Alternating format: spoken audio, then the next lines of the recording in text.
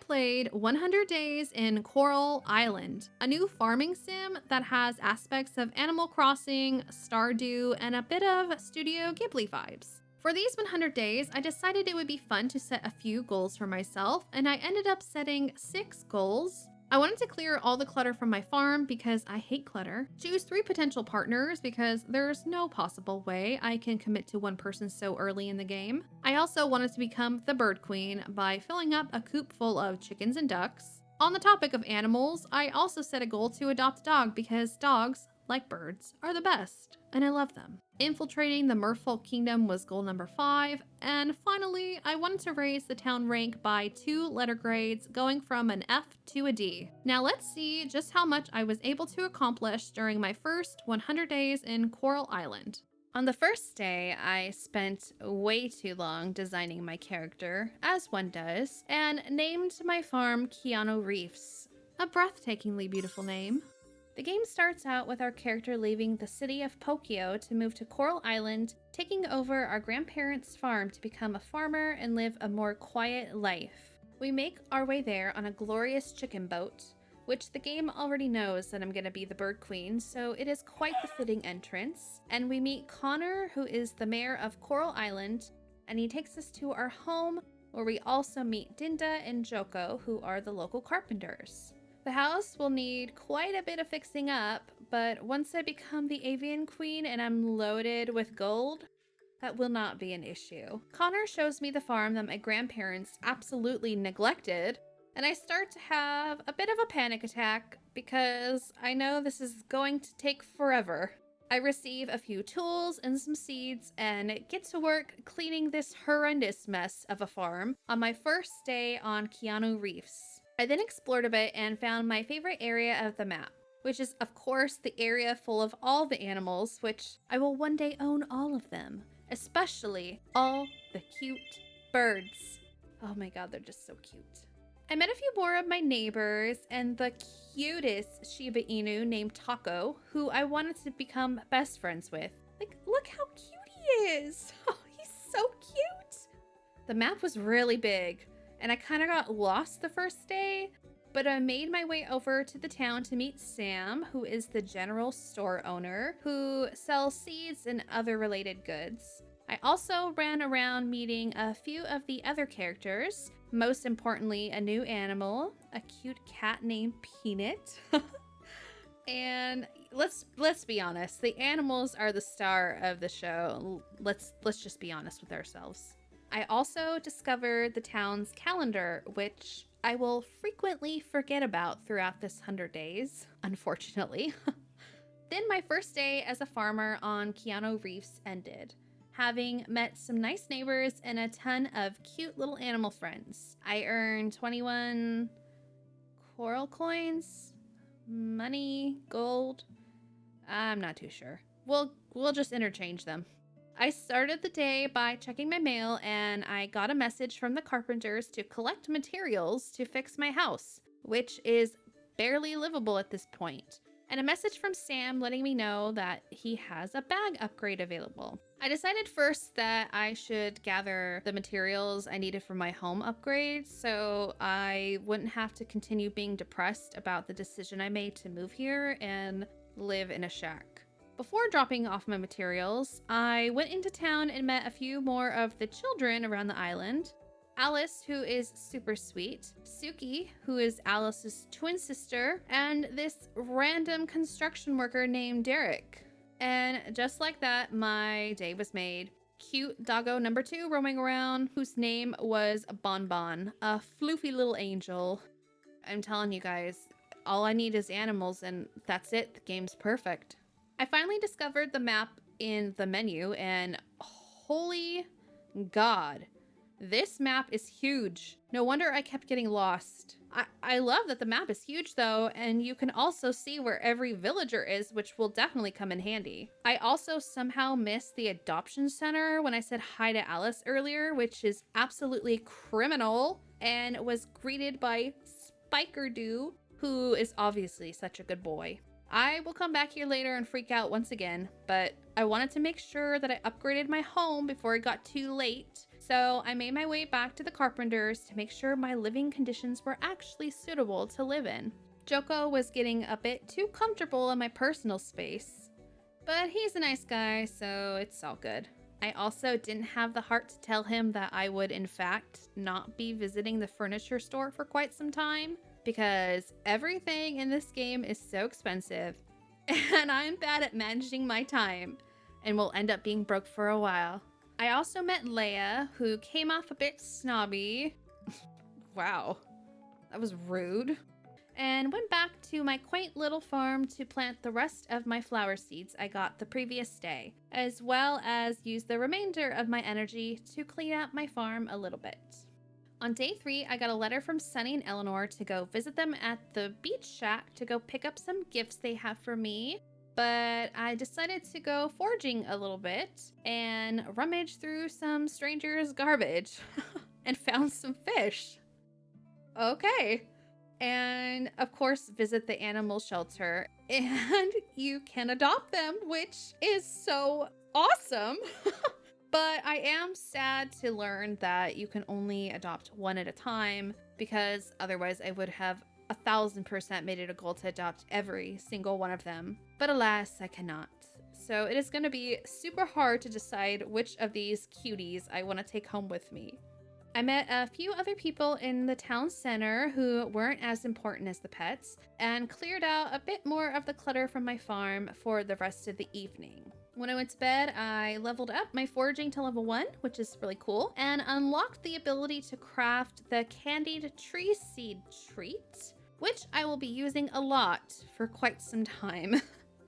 Day 4 started with a cutscene of the people in town riding over a corporation called Pufferfish, which is an oil drilling company that just moved into town. A woman named Karen, love the name choice for her, was the main honcho for Pufferfish here on the island. Betty blamed the oil spill that reached the island last year on their corporation, leaving much distrust from the island towards this Pufferfish corporation. According to Karen, Pufferfish just wants to bring life back to this dying town by using the island to drill for oil, thus revitalizing the economy and creating more jobs, but obviously everyone can see behind the BS. Then Karen had the audacity to come speak to me, but she has no idea that I was ignoring her the entire time. After that drama session, I met a few more islanders and ran into this shop that sold some interesting food items. Avocado juice. What? I upgraded my bag to an extra 5 spots, which will help greatly, and bought a single carrot seed so that I can complete a quest that I saw posted on the bulletin board by Sam Shop. And then I just saw the cutest thing ever, which was Taco the dog splashing in the fountain. Can this little dog get any more precious? This little digital dog? I then planted my single carrot and made my way to the blacksmith's. I rummaged through their trash and ran away nervously as I realized one of the blacksmiths saw me rummaging through their garbage. There I met Pablo and I processed my first coffer and found an artifact inside. I then proceeded to clean up my farm a little bit more and found my first geode as well, which is really cool. I then spent the rest of my energy cleaning up the farm and ended my day. On day 5, I awoke to an islander named Mark outside my door. He was straight to the point and told me about a cave being open and accessible for me to explore, but he came off a bit rude. Honestly, I found him kind of interesting. He looked rough, but usually guys like this are just soft teddy bears, so I was looking forward to getting to know this character a little bit more. My turnips and the single daisy I planted were ready to be harvested, which was exciting because I finally felt like a little tiny farmer. I also crafted a bouquet of flowers and gifted it to Suki since she seems really cool.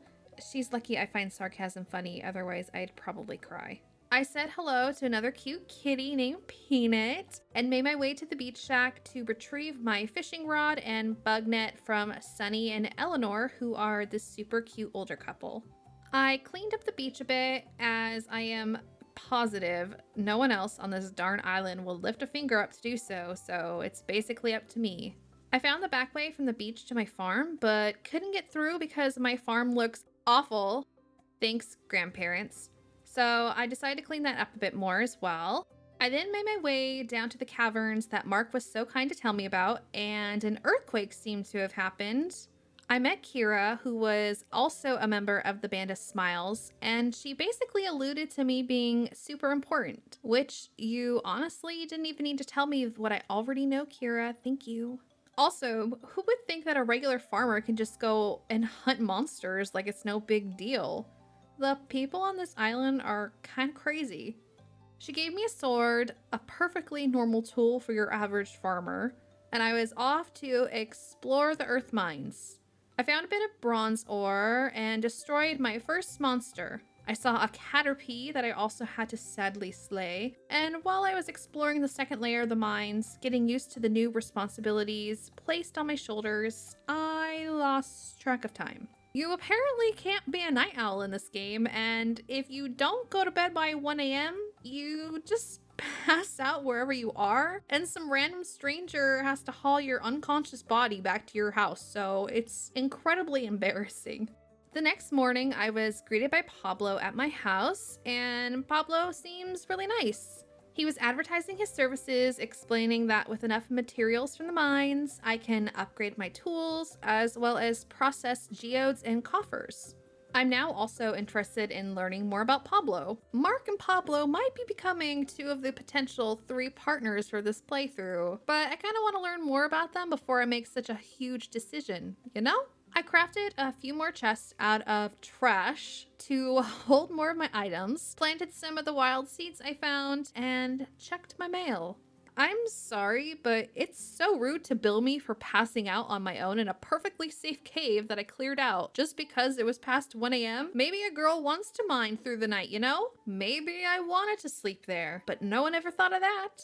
And well, I was trying to figure out the sleep mechanics and see if you could possibly take a nap to gain a bit of energy back, and I accidentally ended my day early by going to bed at 7:30 in the morning, so the embarrassment never ends. Day 7, I was determined to make better, so what better thing to do than to go back to the place where I was humiliated, the mines. I slayed a few monsters, collected a few resources, and left after reaching level 4 because I didn't have enough food to continue on. But at least I didn't pass out this time, so celebrating the small wins is important. I then just wandered a bit, and yeah. When evening approached, I just went to bed early, so it was quite the uneventful day. I also made no money, which will sadly be a theme for a while, so bear with me, guys, okay? Day 8. I woke up and started to clear more of my farm out, focusing on the trees so that I could gather enough sap and seeds to craft the sap candy items to use for energy in the mines. I also created a furnace so that I could start melting the ore I've collected to create bars for tool upgrades. I ran into Taco, which always indicates that it's going to be a good day, and triggered a cutscene with Mayor Connor, who basically explained that this town has a big old F ranking, and I'm going to assume it will be my job as the person who knows the least amount about this island to raise it to the highest possible reputation score so that pufferfish can't take over. The oil spill had started to create problems for the island, making their ranking go down, and Karen used that as an opportunity to try and take control of the island to use it for oil drilling. I liked Connor though, and I was ready for all the unnecessary future grinding it would take to raise this cute little island's rank to an A. My presence triggered the stone in the town hall to activate, letting me know that I am indeed the chosen one. One of my goals for the playthrough is to raise the town ranking by 2 letter grades, so I'm glad I unlocked this early. I made my way over to Pablo's, and just like before, I rummaged through their garbage. And I think this weird habit will be a ritual every time I go to the blacksmiths, digging through their trash to see what secrets I can find. But it's only special because I'm only gonna do it for Pablo's garbage. I found a few gems and ores in the Earth geos Pablo opened for me, which was very cool. From there, I ran into the cute little bonbon and had to say hi because I'm not going to run past a dog and not interact with it. I'm not a monster. I also found Scott roaming around and decided to give him some violets, which he rudely accepted and basically told me he hated me. Who hates flowers? I did a bit more farming with the handful of plants I had, cleaned up my farm a bit more, sold some resources so I could earn a bit of money that I truly needed, and checked my mail to find that another task has been unlocked for me on the island. Diving. Seems like it's time to also heal the ocean. A girl can only juggle so many responsibilities at once. I've barely been here a week. The feeling of overwhelm hit my entire being, and so I decided to go to bed a bit early and made some money overnight with the various resources I sold. But I couldn't even sleep peacefully that night because some entity invaded my dreams and once again gave me an extreme feeling of overwhelm by letting me know that I was the only one who could heal the island. I was the chosen one. The next morning, I wanted to decompress a little bit and watch TV, so I turned on How to Be a Farmer, but it was just a blank screen. I cannot get a break. I swear I am too poor to afford cable. I also had mail from Mayor Connor letting me know there was a festival tomorrow, so that should be fun because I definitely need a break from this inflood of heavy information. I went back to clearing out my farm for more resources and seeds to make food for the mines, and then I took a bit of a break to go visit Pablo, rummage through their trash, and bought one bronze ore because I don't really remember why, but it was honestly a waste of money. I also wanted to check up on my enemy who was making my life a living hell, and these poor employees were actually the ones living in hell because this does not look pleasant at all. So I pretended like I never even went inside of that hellhole, and I went back to the farm and used my furnace for the first time to make a bronze bar, which is great because progress is being made slowly, but it's being made. I spent the rest of the day cleaning up a bit more of my farm and finally picking the daisies in my garden that bloomed before ending the day. I leveled up my foraging to level 2 and earned 1,200 coral coins from the resources that I sold. Today was the Cherry Blossom Festival, my first festival since moving to the island, so I was really excited to see it play out and to be able to talk with my neighbors a bit more. I chose a foraging skill to unlock in the Mastery tab and watered my small, quaint little garden before making my way into town for the festival. Same, Raphael. Same.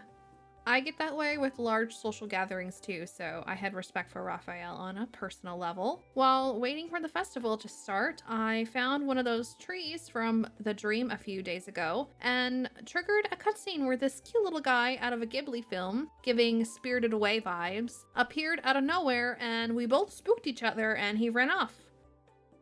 But now it was time for the Cherry Blossom Festival, and everything looked so incredibly cute, and it's such a fun addition to have little festivals like this in the game. I first decided to try the Balak Karong minigame first, which was basically like a sack race minigame, and oh my god, why was it more difficult than I anticipated it to be? Oh my god, I lost last second because I was too tired? I decided to try again because I don't give up that easily. And I got second, but would have got first if I didn't have to wait for the energy bars to fill up. Wow, what a great start. And I got third. So I decided to try once more, and I made it to round 3 and lost to the children, and just gave up there, honestly. I talked to more of the community, which was great because each character is so unique and it's really fun to get to know who they are, their interests, and all their backstories because it makes the world feel more alive. So I really enjoyed talking with everyone. Also, I was really confused on how the festivals worked, and I found this big hot pot in the middle that you would normally put ingredients in that would make sense, but all I had was candy. So that's what I put in. And I didn't know that they were gonna judge how it tasted, so...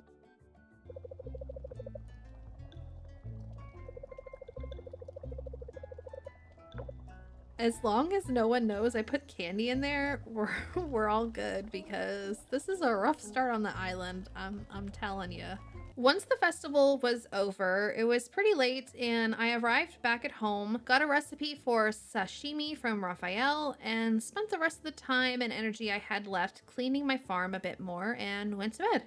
I also gained a few hearts with some of the villagers, which is also really nice. And a scene played when I went to bed of sparkly butterflies by a log, which I'm sure I'll forget about for a while. Day 11, finally time to go back to the mines and progress further than level 4. And I came prepared this time with 11 treats to help replenish my energy. I finally made it to level 5 of the mines so that I could skip the first few levels the next time I came back. But I still had quite a bit of time and energy left, so I dug a bit deeper and made it to level 10, where I found the Ring of Speed in a rock chest, where it increases tool use speed by 30%, so I am sure that will come in handy. I left the mines before it got too late, as I didn't want to go through another embarrassing moment on the island so soon after the last one, and cleaned up around my farm a bit more. I know.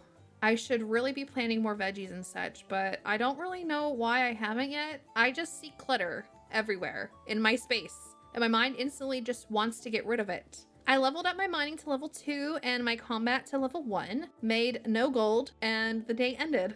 On day 12, I got a letter from Millie letting me know there was even more aspects of the island life I had to juggle, but this time it was basically a social currency system, and the more I helped others and did various things around the island, the more points I'd earned. I also got a letter from the cute little guy that was spooked the other day when I summoned him, named Chieftain, and that I should go talk to him by his house near my farm. And finally, a letter from Kira tasking me to defeat 30 more monsters in the mines to become a part of the Band of Smiles. I followed the rose petals that appeared by my farm to the chieftain's house, and I must say that I absolutely love the design for this character. He is so cute, very ornate, elegant, yet squishable.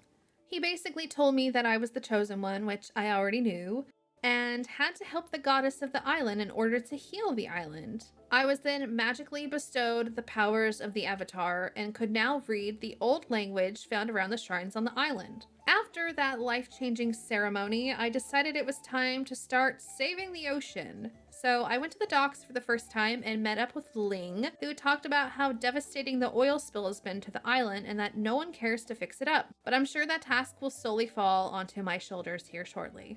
I needed to clean trash up off the ocean floor and find these orbs to activate, which would then heal the ocean, and if I did enough, I could keep the suit.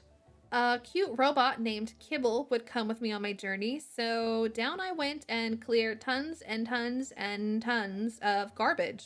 I did find quite a few of those chests, got some bronze kelp for the first time, and healed 2 of the coral sites before leaving the ocean and ending my day.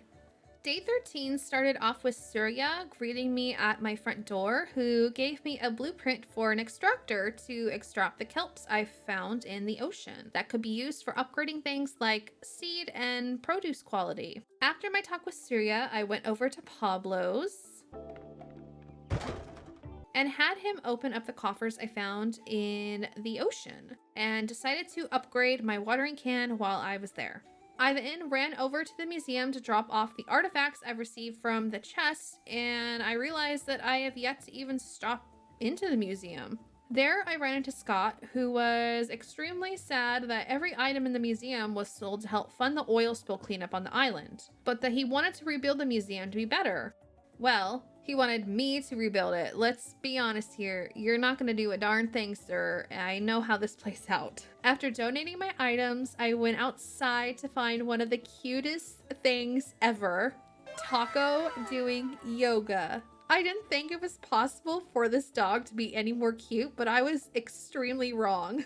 Then after being tasked with yet another thing to do on the island, I decided to go diving to try and heal more of the coral sites. I was able to heal 2 more coral sites, and I needed 1 more healed for one of my current quests. I then came home and ended the day, leveling up my diving to level 1. On day 14, I received a letter from Sam asking him to meet me at the store, probably for a favor, I'm sure, but it's okay because Sam's chill. I like Sam. But before that, I wanted to go back diving and try to heal one last coral site for the current quest I had, which I was able to do. The lab was closed by the time I was done diving for the day, so I foraged a bit and gave Antonio a gift because why not? I then sold a few items to make a bit of money since I've basically made nothing and have been a broke farmer this whole entire time. And that was the day. A pretty simple day, just full of diving. To start off the day, I ran over to Pablo's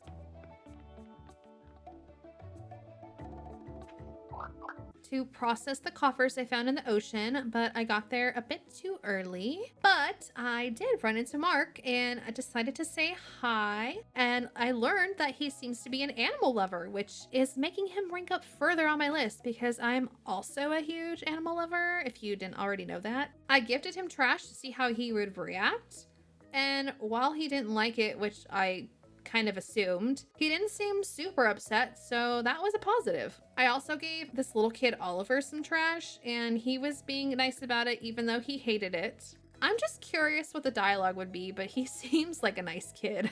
I got my watering can back from Pablo and didn't get anything super interesting from the coffers, unfortunately. I then went into town to talk to Sam about the letter he sent and ran into Connor telling Sam that his scarecrows were inappropriate and not up to code for the children. Okay.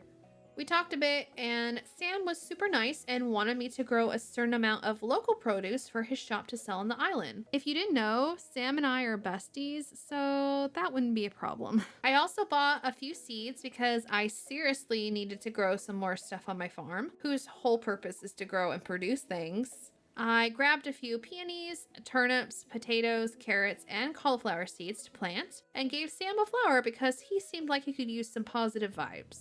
I then went on to the next order of business, which was visiting Ling at her lab. She told me years ago she planted super corals around Coral Island, and they are bred to survive a lot of conditions that could otherwise kill off regular corals. And by activating the ancient technology via the orbs in the sea, it can help heal the sick corals and remove the oil by spreading parts of the healthy corals to the sick corals. I'm not going to think too deeply about it. It just heals the corals. So my next quest was to heal 20 coral sites as savior of Coral Island. On my way to my farm, I had to stop because this pigeon is so cute. Like, why can't I own pigeons in this game? I love pigeons. Pigeons are awesome. Then I went back to finally farm on my farm. My 2 heads of lettuce look really pathetic, but I got all of my seeds planted and I'm finally making a little bit more progress in the farming aspects of the game. I woke up on day 16, betrayed by my feathered friends. And I love crows, so this hit extra hard. And now I have to make a scarecrow so they won't eat my plants. So of course I wanted to make sure that was done first, so I gathered the materials I needed by taking out my anger and frustration on the trees and crafted 4 scarecrows. Crops secured. I also finally crafted an extractor, which I've been meaning to do, and made 5 bronze essences. I then continued to take out my anger on the trees and cleaned up my farm a bit more. I also watered my crops, well, what was left of them thanks to the crows, and planted some wild seeds I had in my inventory to make up for my losses. I then went to bed because I had no energy left from cleaning up the farm, but I did make some money from selling resources, so that was pretty cool. Day 17, I woke up to a letter from Jeff Smith, who I do not know, but he gave me fertilizers to use, which will improve my crops, which I just now realized I probably needed to do for Sam's produce quest, so I wasn't gonna let that minor late realization ruin my day though, and I started it off by tending to my garden, which took up quite a bit of energy just watering everything. I'm sorry, did I somehow miss the duck with the bucket on his head earlier in the game? Because I don't think I would have passed by a cute duck with a bucket on his head and not pointed out. Look at him! Oh my god, that is so precious. I could literally cry.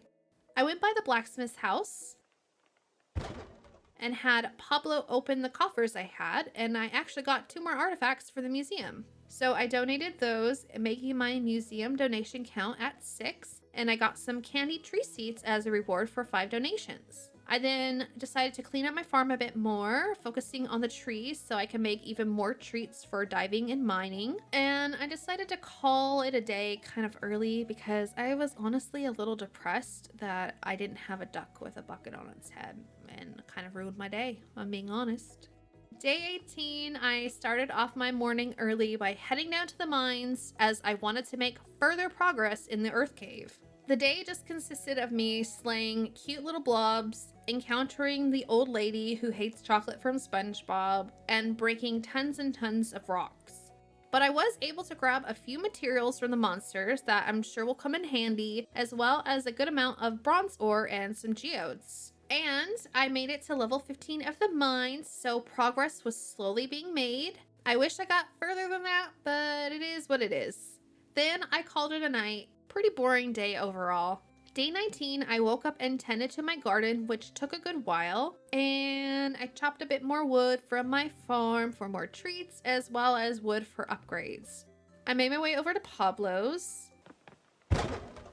and had this fine sir open up a few of my geodes and upgraded my axe to bronze. I got a few things that I needed for the museum from the geodes, so I went to donate those right away, and my donations now stood at 8.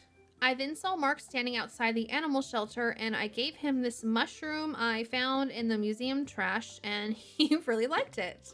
And it made me so happy for no reason at all. I just really like Mark's character a lot and learned that he likes mushrooms from the garbage, so pro tip to you guys. I also got a lot of random stones I was stockpiling in my chests and went to donate those to the museum as well, now totaling 12 donations, and I got some potato seeds. A cutscene started with Scott at the museum as well, where he told me he was imagining a bigger, greater, expanded museum with many more sections for each donation category, and was going to raise the money by starting a Kickstarter campaign. Really original name.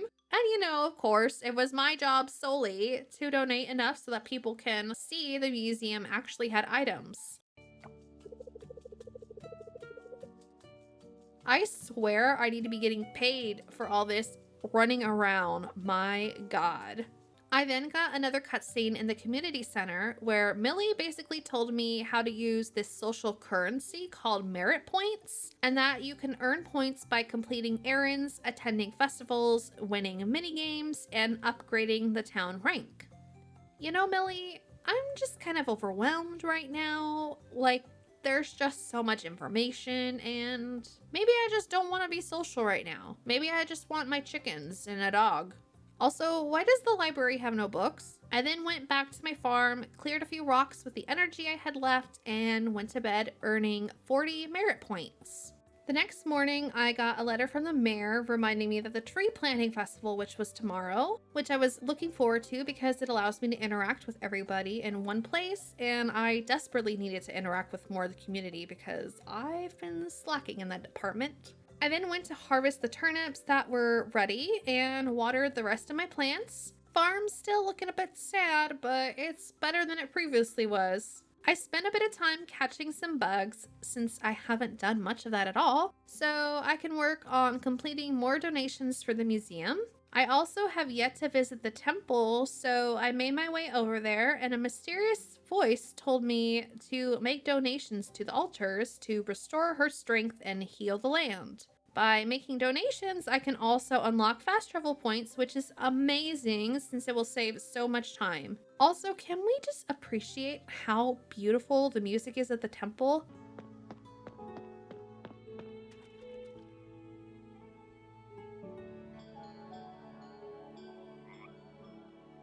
Gorgeous and serene, and it's probably my favorite music in the game so far. On the way back to my farm, I ran into Mark, my favorite guy so far, and I tried to give him a mushroom, but apparently I'm banned from doing so. Then I used whatever energy I had left to clean up the farm a bit more before going to bed. Today was the day of the tree planting festival, but before I could get to that, I had a few more crops to harvest. I then started the festival and we took this cute little Totoro slash Arietti looking boat from the mines to a place called Puru Woods. I think I said that right. Illegal logging damaged the forest, so we were going to pick up the trash and plant new trees in their place. Everyone from town apparently volunteered because magically everyone showed up, but that provided me a great opportunity to talk to everyone. After chatting with a good amount of people, I started the event where I first had to clear all of the trash and logs from a section to prep it for planting. This was fun to do while everyone watched me, as per usual. I then tilled the soil for the future trees while Pablo watched, doing nothing, and planted those cute little saplings while others around me, including Pablo, slacked off. It was a cute little event and I really did enjoy this one, but before leaving, I did want to try something. How would people react if I gifted them a piece of trash? You know, like as a memento from the day, celebrating what we all accomplished together as a team. Raj was quite honest. Surya's response was actually pretty funny. Randy was just confused. Leia was offended, which frankly, I don't understand. Kayam was truthful yet nice about it. And yeah, I probably won't gift someone trash again unless that's what I think about them. Instead, I started gifting people my turnips and started by giving one to Erica, and someone doesn't appreciate just how long it takes to grow vegetables. It was such a blow, and I'm convinced she would have liked the trash better, so next time she's getting trash. Now, Macy, she understands. Macy's a good friend. I also gave one to Jack, Millie, Betty, Noah, whose reaction was really cute, Valentina, Sunny, Charles, Yuri, Alice, Ben, who truly understands. I love Ben and I love his duck. Theo, Frank, who like his wife had a strange response, honestly. Kenny, Scott, and Lily. I made a good amount of progress here and probably a little bad when it comes to the relationships, but I tell you, that was kind of exhausting. When I got back after the festival, I had a cryptic letter in my mailbox asking me to come to an empty cabin in the forest, because that sounds like a really safe and good idea. But I decided to ignore that for now, and with the small amount of time I had left in the day, I cleaned up more of my farm and went to sleep. Day 22, I made my way over to the museum to donate some of the bugs I previously caught, making my donation total sit at 18. I then stopped by the beautiful temple and made a few offerings for the Essential Resources altar, found a taco truck advertising tacos that doesn't sell tacos, which is honestly the biggest letdown of this game so far, went to Pablo's, and met with Raphael this time, which is Pablo's sweet brother, and opened some chests and got my upgraded axe back. On my way back home, I saw Taco being a cutie and just had to say hi to him because Taco is everything. I tested out my new axe on the hard to destroy stumps on my farm and it worked. So less choppy chops for the trees as well. And well, that's what I did for the rest of the day. The next morning when I woke up, I immediately ran over to the museum to donate the artifacts I found in the coffers yesterday, making my museum donations total to 20. And I received 20 glass for that milestone.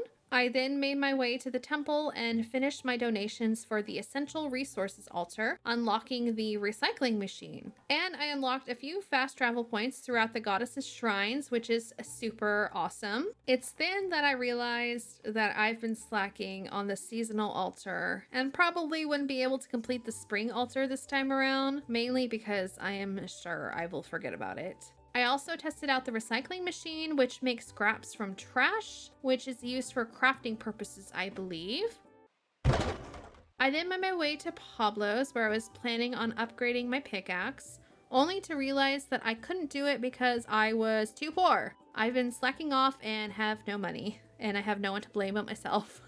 I felt utterly defeated and decided to take out my frustration on the farm because what better thing to do than being depressed and getting into a manic episode of cleaning and organization. On day 24, I honestly just kind of ran around a bit, trying to figure out what I wanted to do with myself after the previous day of depression. I checked the calendar in town and saw that I missed Mark's birthday, which made me even more depressed, honestly. I went into Sam's store, even though it was closed, and a random cutscene played out with Dinda and Joko just chatting about their son, Millie being confused, and Suki and Ava trying to come to a decision about wholesale pricing, then Kira and Bree being immature adults about to throw down with each other, which honestly would have been kind of awesome. But Sam, being the awesome person he is, broke up the cat fight because he's awesome. I just love Sam's character. Did you guys know we're best friends? Because we're best friends. So I think the whole point of the cutscene was just to show people that Sam is awesome, which is fine by me. I ran into Peanut and agreed wholeheartedly with my inner dialogue and made my way over to Mr. Pablo and had him open up the coffers. I then wandered into the furniture shop and, hi? Sir? Oh, you are a person. Why are you standing like that? I honestly just explored a bit more and I found this boat next to the docks, which is Zara's house, and it is so super cute looking. I then came home, harvested my carrots, and cleaned up the farm a tad bit more, selling a lot of the resources, earning me about 1900 gold, which is definitely going to help out. If today taught me anything, it's that I am very broke. Day 25, I crafted 11 candied treats with all of the materials from yesterday and decided it would be a good day to go diving since we haven't done that in a while and I needed to make a bit more of progress. Plus, I can get chests down there that can also help me in the museum, so it's kind of like a double whammy. Back to the ocean, where the map doesn't let me know where I am, so yay, that's fun. And just like the previous dives, I cleaned up trash all day. It wasn't super exciting, but I ended up healing 3 more coral sites, and I'm pretty happy with that. I sold some of the scavengeables I found on the seafloor for a bit of money and leveled up my diving to level 2. Day 26, I received a sprinkler in the mail from Jeff Smith, who I still do not know who that is, but hey, I'll take it. I then decided to forage a bit, found a few mangosteens, and came across a bridge with a log I could now cut that led me to a waterfall with a chest with candied tree seeds inside, which I could always use at this point. I also found the abandoned house with the cryptic message I received a while back, and it was from a concerned monkey, and I could buy a Santa hat from him, so I couldn't even buy it if I wanted to, but okay. And again, I just wanted to explore a bit, and I kind of ran around all over the place, especially places I haven't been in yet, such as the hot springs that has no water in it, the observatory, the school. All of them were themed so beautifully, and I really love the interior designs in this game. You stress me out so bad. Why don't you sell tacos? I then made 2 more offerings to the Spring Sysagen altar, and since I only had 2 days left, I highly doubt I can finish it in time because I sold my carrots and just kind of forgot about the altars, but that's okay. Progress is still being made. Then I had Pablo open the coffers and I got a few artifacts for the museum, which brought my donations up to 23. To end the night, I went back to the farm and cleared a bit more clutter and planted my sprinklers to help with watering a bit. The next morning, I decided to go into town and forage a bit, and I ran into Mark again and said hello. What do you mean, Mark? I'm just saying hi. You're talking to me in the rain too. Here's some hay. Oh, he liked it. I also gave an acorn to Emma, and she was rude as all hell. What the heck? You know what is garbage? Your taco truck that doesn't sell tacos. That's false advertisement, Emma. And this is exactly why I don't socialize. You're too picky. I then went to the blacksmith to upgrade my pickaxe, meaning almost all my tools will have been upgraded once. I also found out that today was Pablo's birthday, and I haven't talked too much to Pablo thus far, and he seems to be pretty interesting, so I wanted to bring him a gift. The errand section also had Pablo asking for a potato, and guess who had some on her farm? So back we go to Pablo, and he liked the potato and had a cute response for the flower I gave him for his birthday. Maybe I've been sleeping on Pablo. I want to talk to his character more to get to know him better since he seems like a pretty nice guy. I was in such a good mood after making Pablo's day that I decided to be productive and clean my farm up a bit more because I wanted to achieve the goals that I set for myself. And I need to get this farm clean as soon as possible so I can make it look amazing. I also did a bit of organizing with my chests as they were so incredibly disorganized that it was driving me absolutely bonkers. And I tried to categorize them just a bit so it'd be easier to find things in the future. That was the day, and I increased my relationship with Pablo by 2 hearts. I seriously need to try to look at the calendars more to remember birthdays, but knowing me, I will absolutely 100% forget to do that. Day 28 was the last day of spring, and to start the last day of the season off, I decided to go diving since I haven't gone for a while and I had quite a bit of food with me. It's not super glorious, obviously, since I'm just hitting piles of trash all day, but I did manage to gather a good amount of bronze kelp and heal 3 coral sites and save this giant turtle. I then headed back and ended the last day of spring. I also earned 20 merit points for giving Pablo that potato. Now let's move on to summer, where we will meet a new character, Nina. To start off the first day of summer, I decided to plant my banana tree that I've had for a bit and give it some fertilizer to help it produce better quality fruits. I then ran over to the museum to donate 2 artifacts I've had in my storage, making my current donations sit at 25. When Sam's store opened, I ran over there first thing in the morning to buy some seeds because I desperately need to plant some crops because my farm has much to be desired. I bought some blueberry seeds, corn seeds, and some fertilizer. Not much, but it's a start. I then went over to Pablo's and processed the coffers I had, getting nothing great honestly, and caught a few bugs for donations. And then a cutscene in town started where everyone was basically drooling over Pablo and how he's so helpful and so amazing. Maybe I need to speak to this man more and see just how amazing he is. Once everyone was done gushing over Pablo, I donated 3 more items to the museum, a few bugs that I caught, making my museum total 29. I then tracked down Mark so I could gift him some fruit, and he really liked it.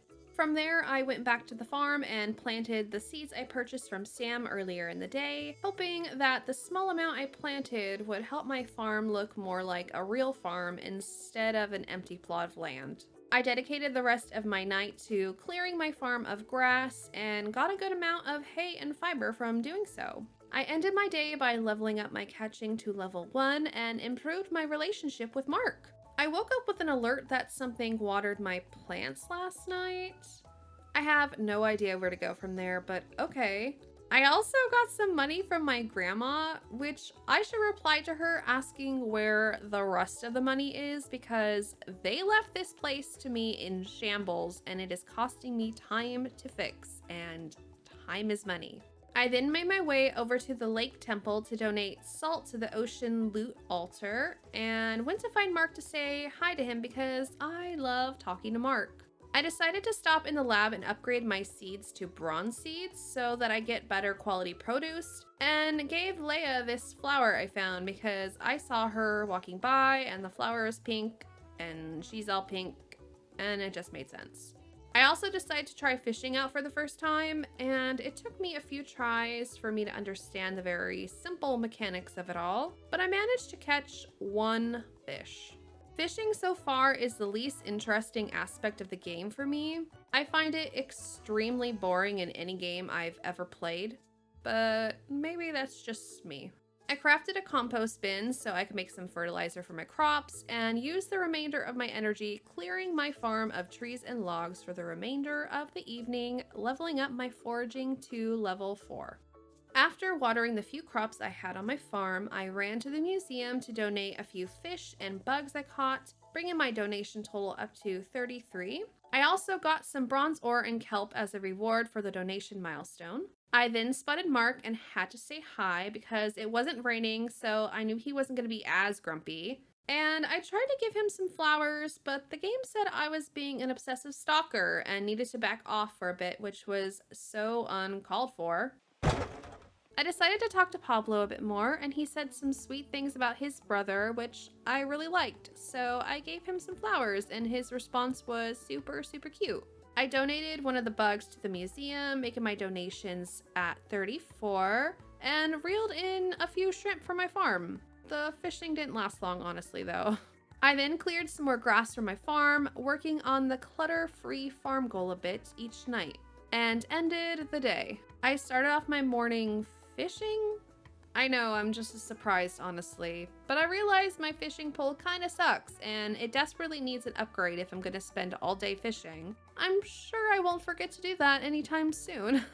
But I did manage to catch a few fish, even enough to give Wataru a shrimp. But he didn't seem to like it, even though he's a fisherman. Okay. So I tried to give Eleanor a bug to test if the NPCs only like flowers and stuff, because I remember Eleanor saying she liked bugs, and she did. So Wataru is just ungrateful, I suppose. After feeling insignificant after giving Wataru a gift, I took my frustration out on the trash in the ocean and healed one more coral site. 5 more donations were made to the museum, totaling 39 total donations, and that was the end of day 32. I got a letter from the mayor the next morning letting me know that the animal festival was around the corner and to bring your animals if you had any. I currently do not, but there is no way I am not going to go to the animal festival. They better be able to let me enter with a generic animal or something, otherwise I'm going to be super bummed. I made as much of the candied tree seed treats as I could before going diving for the day, but I decided to stop by the museum to donate 2 more bugs I previously caught, bringing my donations up to 41. I received a tree tap for 40 donations that I won't be using much at all, honestly, but it's nice to have. On my way to the diving docks, I had a cutscene with Jim, who was reminiscing about his late wife, and dropped a photo of them both when they were younger as he walked away. It was a short but sweet little scene. I then ventured into the deep to clean up humanity's pollution, so that I may be rewarded by meeting mermaids. I managed to heal 3 more coral sites, and I got a good amount of coffers and kelps during my dive, as well as a few sea creatures. I ended my day leveling up my diving to level 3. Day 34, I ran to the museum to donate the sea critters I found the previous day, totaling my donations to 43. I then saw Mark, my top guy, and said hi to him to start my morning off right.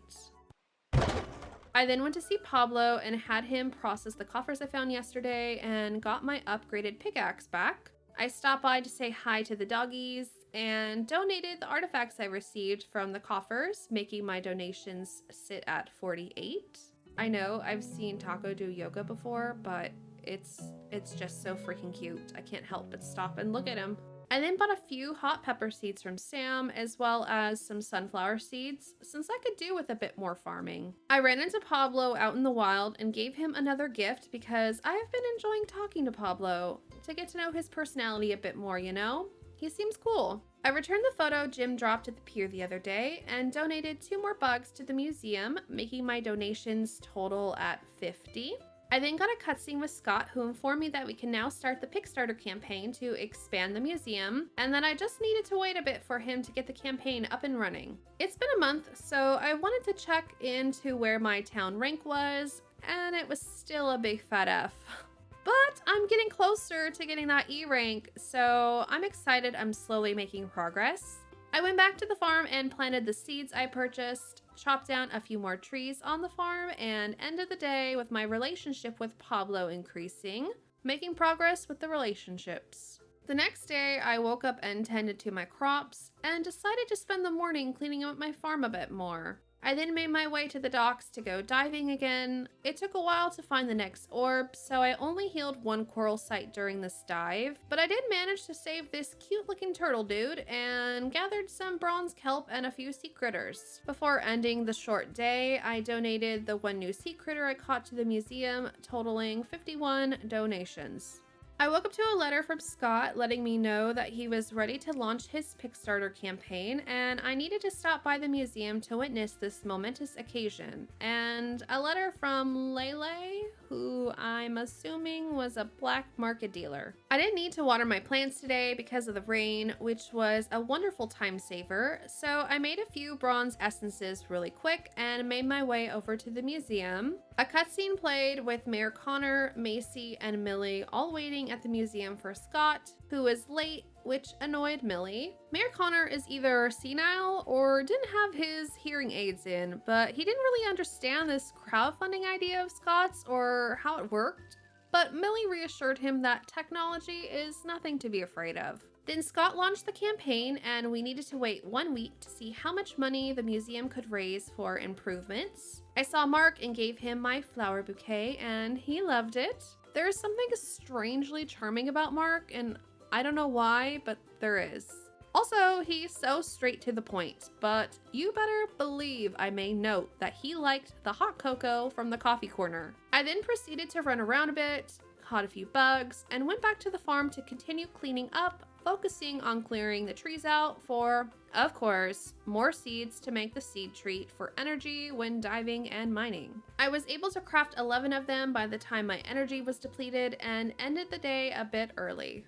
The next morning, I woke up to a letter from Scott telling me that he reached the Kickstarter goal in less than 24 hours and added stretch goals to make the museum even bigger. I'm so happy that my donations and hard work filling up the museum are bringing you success, Scott. I then tended to my small little garden and headed to the mines. When I entered the cave, I got a cutscene from Chieftain who told me that he found the other giants frozen in stone here a long time ago and that they were trapped by a powerful magic.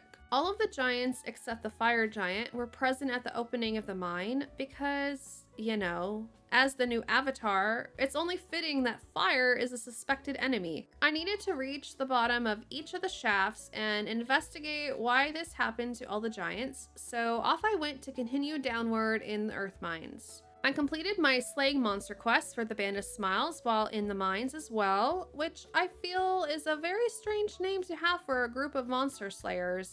Not tough sounding at all, but maybe there's a deeper meaning to the name?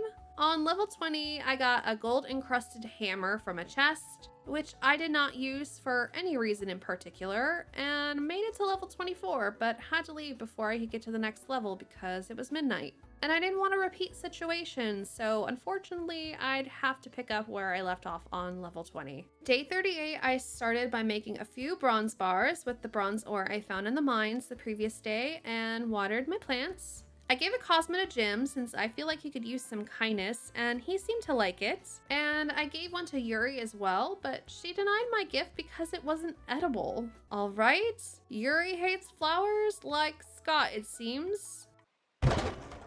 Pablo opened up the coffers and geodes that I found the other day, and I found out that Valentina is his niece, which means that they are somehow related to Antonio. I also gave him a bronze ore and he liked it, obviously. I made my way over to the goddess's shrine to look at the summer offerings altar because I wanted to make sure that I completed it fully for the season, unlike the spring offerings. I ran to the museum to donate the bugs, artifacts, and single gem I've had in my inventory, making my museum donation total 55. Foraged a bit, and immediately ran back to the altar to donate 2 of the 5 items for the summer altar. From there, I spent a bit more time tidying up the farm, getting closer and closer to getting everything cleared out.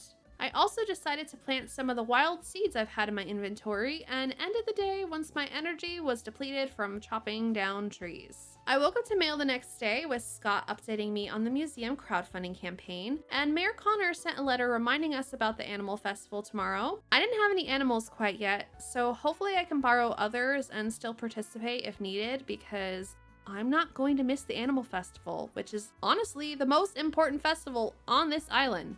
I harvested my first blueberries and gardenias from my garden, which was exciting. my sad, quaint little garden. I watered my plants and immediately made my way to the shrine to offer a blueberry to the summer altar so that I would not forget. From there, I decided to try fishing again because it's been a while and I got bored after catching a crayfish, so I decided to catch some bugs before making my way to the boat to go diving a bit. I needed to heal a few more corals to advance to the next area in the ocean, but it's so hard to navigate when the map doesn't show you where you are. So you kind of have to guess where you are when you open the map. Hopefully this gets fixed soon, but I managed to make my way to the area I needed to go and spent a good chunk of time clearing out trash, unable to find any orbs, unfortunately. I did manage to find a few different coffers and some more bronze kelp, so it wasn't a complete waste of time. Today was the first day of the Animal Festival, and I was so incredibly excited to go to the next festival, as the first one was themed really beautifully and was really fun to experience. I first watered my plants and then made my way over to the festival area. How cute! Oh, the duck with the bucket on its head is here too. We got cow races, that's cool. That one's a bit concerning. I went around talking with everyone first and learned that the duck with the bucket on its head's name is Fun Bucket. I'm gonna die, that is too cute. I also said hi to Kenny, who was singing for the other birds. I'm going to expire from cuteness overload. I made my rounds and said hello to everyone like I did the last festival, as it helps me increase the friendships, and I just love getting to know these characters' personalities. Sam, I thought we were friends, but you're really hitting a nerve here, bestie. Mind your business. The first game I decided to try was the mechanical bull, and I was pretty much a master at it and beat everyone's times, but it came at a cost. Oh my god, did I die? Why am I not moving? After having Mark witness my greatness, I gave him some candy to further build our relationship. Now for the real test. Would I be able to participate in the animal-related events? Are you serious? I'm being shamed for not having a chicken. Please let me play. Oh, come on. No. Oh, why? There's a million animals here. Can I just borrow someone's, please?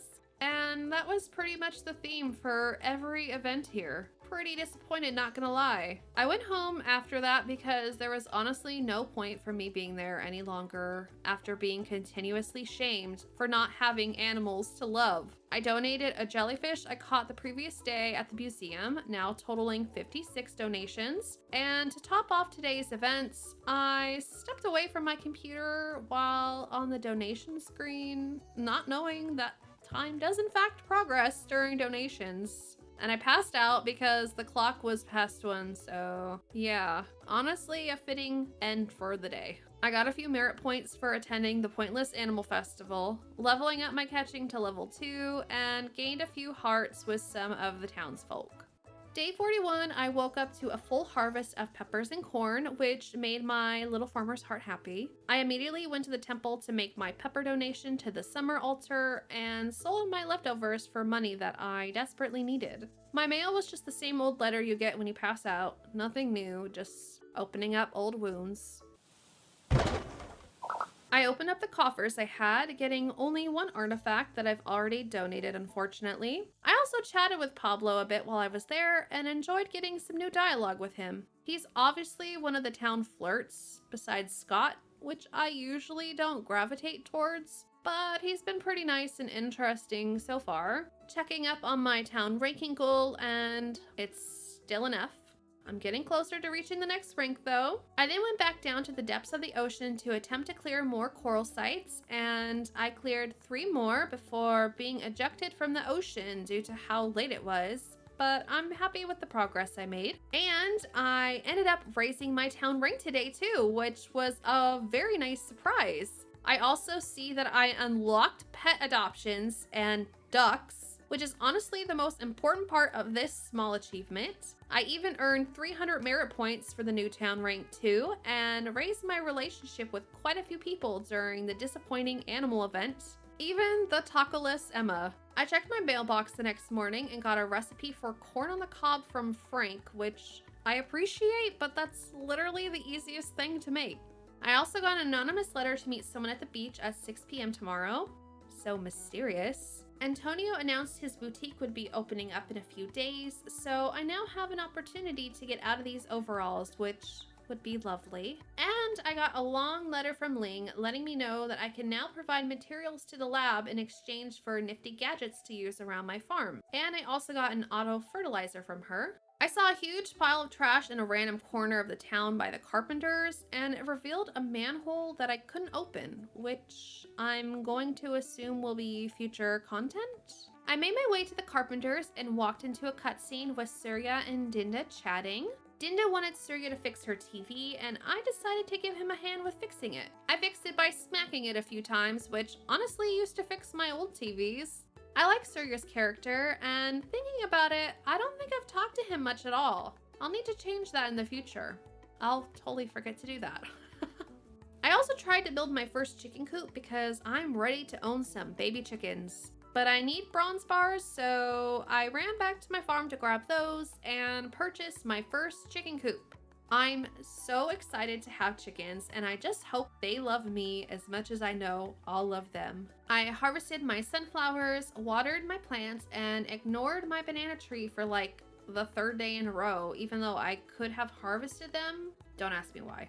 I donated my sunflower to the summer altar to complete it and unlocked tomato seeds. I went back to my farm, made a few more bronze essences, some fertilizers, and planted my newly acquired tomato seeds. For the rest of the day, I cleared my farm of more trees and plants as I was getting pretty close to getting rid of it all. My farming skill leveled up to 3 as well, and I got a cutscene with swirly butterflies flying around the hot springs.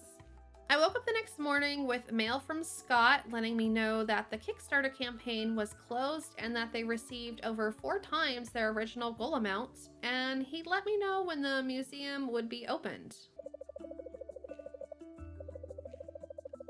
Well, I'm gonna have to check that store out now for sure. The chicken suit will have to wait because it's time for more important matters. I finally secured a place for my chickens, but now I need to secure a place for my future dog. The day has finally come. I purchased a cute blue indoor dog bed, and I'm ready to pick a dog to bring home and love and snuggle and cuddle and just adore. But how on earth am I going to decide which one to adopt when I want every single one of them? I know I need to go place the dog bed down first before I adopt the doggo, so I'm gonna go do that first and come back. Before setting down the dog bed, I did explore a bit and ran into Fish and Sips and ran into a cutscene where Frank was hosting a tasting for a new menu item, but didn't want to change anything due to this being his mom and late father's tavern. But Betty assured him that it was his now, and it was a cute little mother-son cutscene. I then quickly ran over to the blacksmith's to process my coffers, and finally went back home to set down the dog bed. Now back to the animal shelter to pick my new best friend. They are all so adorable, and it's so hard to choose just one. But ultimately, I went with Spiker-Doo because I felt like I've created a connection with him the few times I've gone to the adoption center, and he was always there to greet me ever so cutely, so I decided to adopt him. I renamed him Pongo since he kind of looks like a Dalmatian and he has the blue collar, and I love those films when I was a kid. So yay, I'm officially a dog mom, and I completed my first goal I set for myself for this playthrough. Well, on my way back to the farm, I ran into a cutscene near Kira's house and entered a cute-looking hobbit hole to find a secret little room. Since I defeated a certain amount of monsters, I was now able to join the guild, the Band of Smiles, and met 3 other characters named Senja, Geodan, and Axel. And just like that, I was initiated into the Guild of Smiles, which I still think the name could use an upgrade. Doesn't sound intimidating enough for monster fighters at all. Mark, I know you didn't believe in me much back there, but I'm gonna make you like me if it kills me. Why are you so moody? I finally got back to my farm and cleaned up a little bit and made my way to the beach to meet the person who sent that anonymous letter yesterday. It was from Suki and Ben, and they just wanted to hang out and watch the sunset together, which was a nice, sweet little cutscene. I spent the rest of my energy cleaning up the farm again, and I think I'll be able to finish the cleaning up relatively soon, which is awesome. I leveled up my mining to level 4 and earned 1,600 gold from items I sold at the end of the the day. It was quite the busy day, and I am excited to meet Pongo tomorrow. There he is! Oh, I am so happy. Paul and Anne, thank you for dropping off my little Pongo. After getting Pongo situated in his new home, I found that my chicken coop was being built as well, so you better believe the next thing I had in mind was to buy a chicken to start filling out my coop, but I had to wait for the store to open. In the meantime, I went back to my farm, watered my plants, harvested my peppers, and finally figured out how to harvest my bananas because for some reason, I never thought to shake the tree, which in retrospect makes sense. Now it is time to add more new friends to the family. I named my first chicken Scrambles and the second little guy Sunny. It's been a great day. I also appreciate that I can pet the chickens. Thank you, game. I made a quick pit stop to the temple to donate a jellyfish I caught a while back to one of the altars and made a few more candied treats. I decided to spend the rest of the day mining since I haven't done that for quite some time. I last left off on level 20 of the mines, so I still had 20 more levels to go to clear the earth mine. And I was able to make it to level 29 and grabbed a good amount of resources while I was down there. I was so close to making it to level 30, but I'm not about to play a game I've lost twice already. I get to end the day with Pongo sleeping by my side. It's just lovely, I tell ya. My combat was leveled up to level 2, and Mr. Pongo was added to my relationship chart. Overall, an amazing day. Day 45, I started off the morning by saying hello to Pongo, a new ritual that I'm happy to start, and checked my mail. I received a letter from Jeff Smith, again, don't know who you are, but he gave me a mayonnaise machine, probably because I now have 2 adorable chickens, so that was thoughtful. I harvested my corn and decided to change it up today and go diving. I spent all day down here gathering resources, hitting piles of trash, saving the ocean, you know how it is. I rescued another turtle, which always makes my heart happy. I healed 2 coral sites and finally got my first look at the merfolk with a short cutscene introducing Agwong and Denali. They were happy that the corals seemed to be healing, but were spooked by my presence and swam away. But I'm getting closer to the merfolk kingdom, so that is really exciting. When I left the ocean, Ling was there to meet me, and I told her that I saw merfolk, and she decided to upgrade the diving suit with a translator in it so that I could understand and talk to the merfolk. How convenient. I then quickly made my way to the museum to donate a few new creatures I found while diving, making my donation total 58. I then checked on my chickens before going to bed to give them some pets and picked up my first set of eggs as well. Morning ritual pets for Pongo to start the day off right. My sunflowers bloomed, so I harvested those and watered the rest of my garden. As I checked up on my chickens in the morning and replenished their food, I was surprised to find I got 1 giant egg from one of the little feathered friends, which was cool. I also decided to try and let them roam outside for a bit, which went downhill really quick. Where's Scrambles going? They aren't going back inside when I call them. Oh my god, I'm losing control. Okay. Okay, Sunny is inside. Go on, Scrambles. Sorry. This is all the freedom you get until I install a gate. I ran into town and saw Mark, said hi, and gave him an egg. I knew someone of his stature would probably appreciate some protein as a gift. I then gave Pablo a flower I just picked so we can continue to blossom this friendship of ours, and had him open up my geodes, coffers, and upgraded my scythe to silver. From there, I stopped by the museum to donate the items I received from the geodes and coffers, now making my museum donation total 60, and I received a few explosives for the milestone. For the rest of the day, the townsfolk could find me chopping away at the trees on my farm as per usual. I ended the day increasing my relationship with Pablo and gained a little bit of money as well.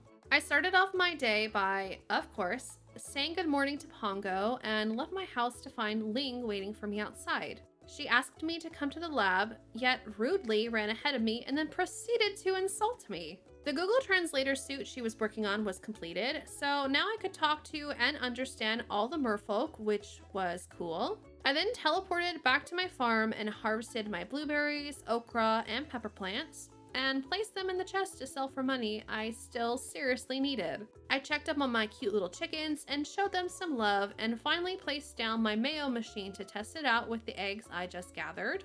From there, I decided to make today a mining day and headed back down to level 25 of the Earth Cavern, only to realize when I got down there that I forgot my sword. After a small detour, I made it back to the mines, slayed quite a few squishy guys, some dinos whose damage doesn't really affect you at all, and more cute little monsters. I grabbed a good amount of resources and proudly made it to level 32, meaning I got a checkpoint at level 30, so I'm happy with that amount of progress.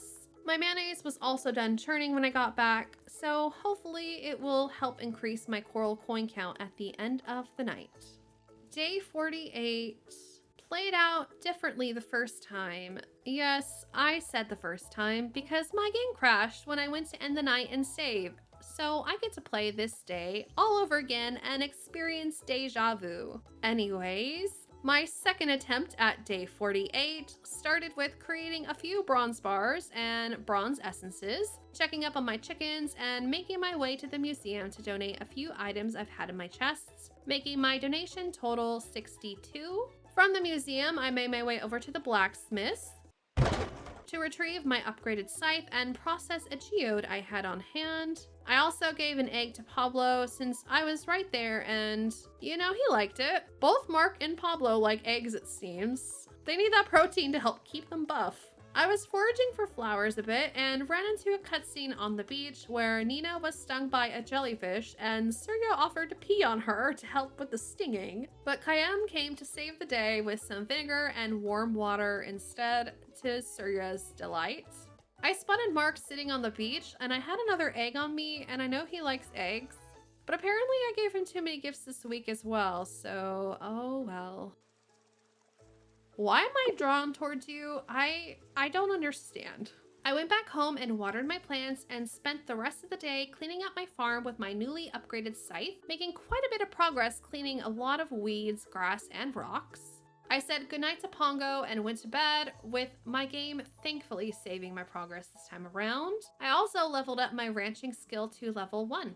I started this rainy morning by harvesting my corn and heading straight to the docks to do some ocean cleanup and heal more coral sites. In this new area of the ocean, I was able to find some new sea creatures, forageables, as well as silver seaweed, which I will need for many things, I'm sure. The underwater bombs are not really worth it in my opinion. They kind of suck, not gonna lie. I ended up healing 3 of the coral sites during my dive and went home to check up on my chickens. I love having these cuties on my farm. I sold much of what I found on the ocean floor to earn a bit of money, made a few silver kelp essences, and ended the day with my diving leveling up to level 4. It's day 50, guys, meaning we are halfway through this 100-day journey, and I still feel like there is so much left for me to do. I woke up to the sight of Scott standing outside in the pouring rain, letting me know that the upgraded museum was finally complete, and to meet him there for the opening ceremony. Upon arrival, Scott was nowhere to be found, and Millie was absolutely thrilled about the fact he was missing. But Scott finally arrived and unveiled the new museum, and we took a tour of the newest room, which is called the Founders Hall. And while I do think this is a sweet nod to all the actual Kickstarter backers for this game to get recognition, I couldn't help but think about the statues that come alive in the Mummy movies with the terracotta army statues. So it just kind of gave me the creeps.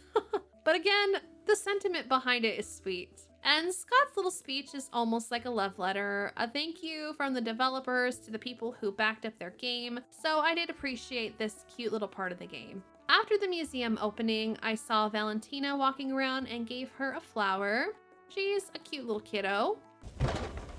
And opened the coffers and geodes I had on me at the blacksmith's. From there, I stopped by Ling's lab to upgrade my seedling quality to bronze. I also, finally, made my way to the clothing store, which I believe is called the Wabanana, owned by Antonio, which is Suki's ex-husband. The first thing I looked at, way out of my price range. Also notice you can buy a chicken suit, which I am sorting into my potentially gotta have pile. I didn't end up buying anything this time since I'm still pretty broke, but I'll come back to update my wardrobe and get out of these darn overalls soon enough.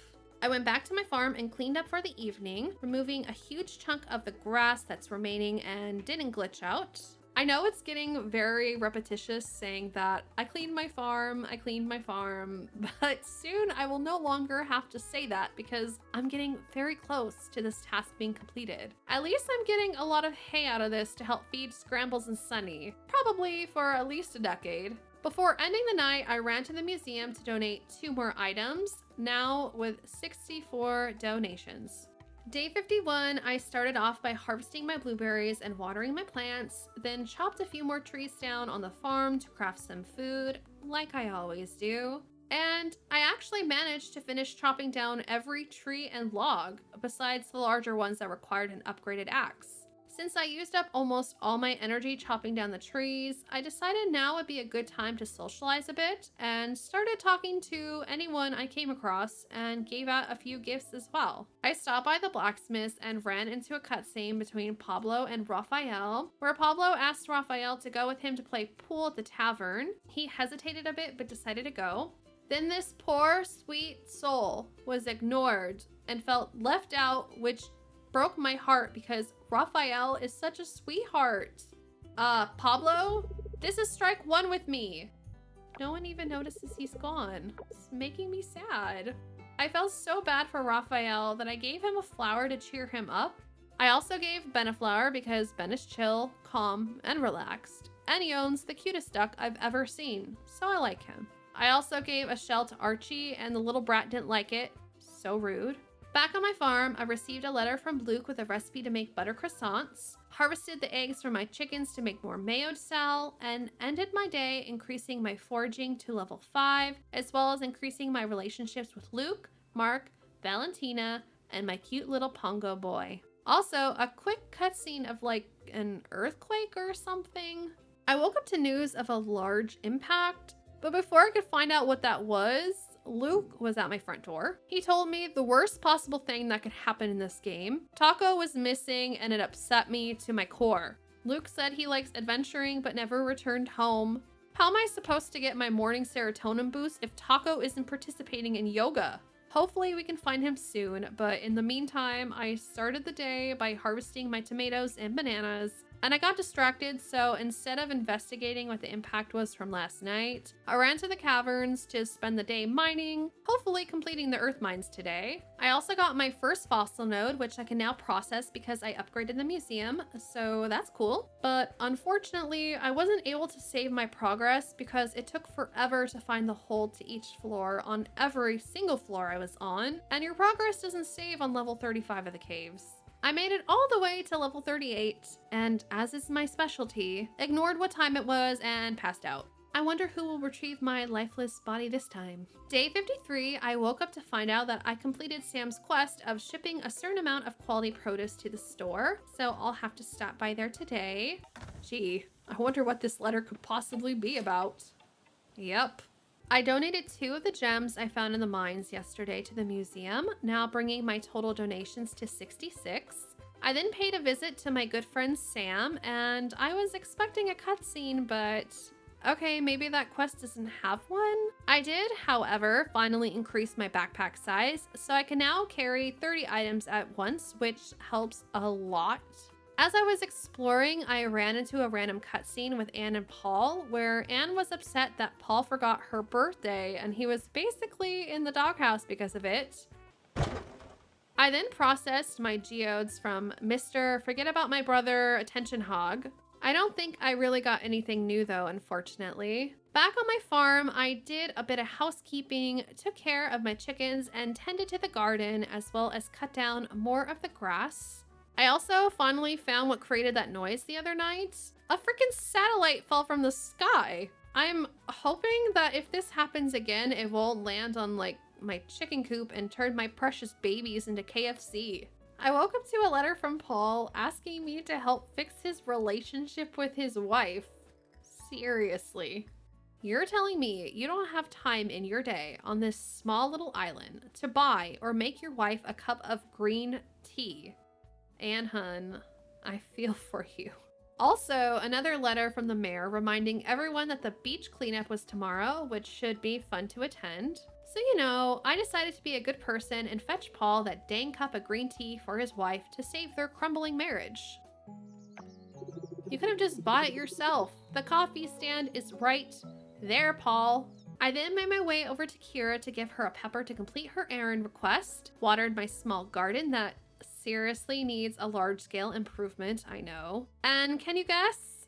Spent more time cutting grass. So exciting! For today's activities, we are going to attend the beach cleanup. Grandma sent me another letter and gave me some clip-ons. I'm not sure what that is, but I know what it isn't. It's not money. I took care of my garden before heading down to the beach, and I'm glad to see that everyone else is picking up trash instead of just me, at least for a single day. As with every festival, I made my rounds saying hi to everyone. I'm positive that's a backhanded insult. And made my way over to the first game, which was Tug of War. And I think that honestly, I had the disadvantage because I had the old people on my team.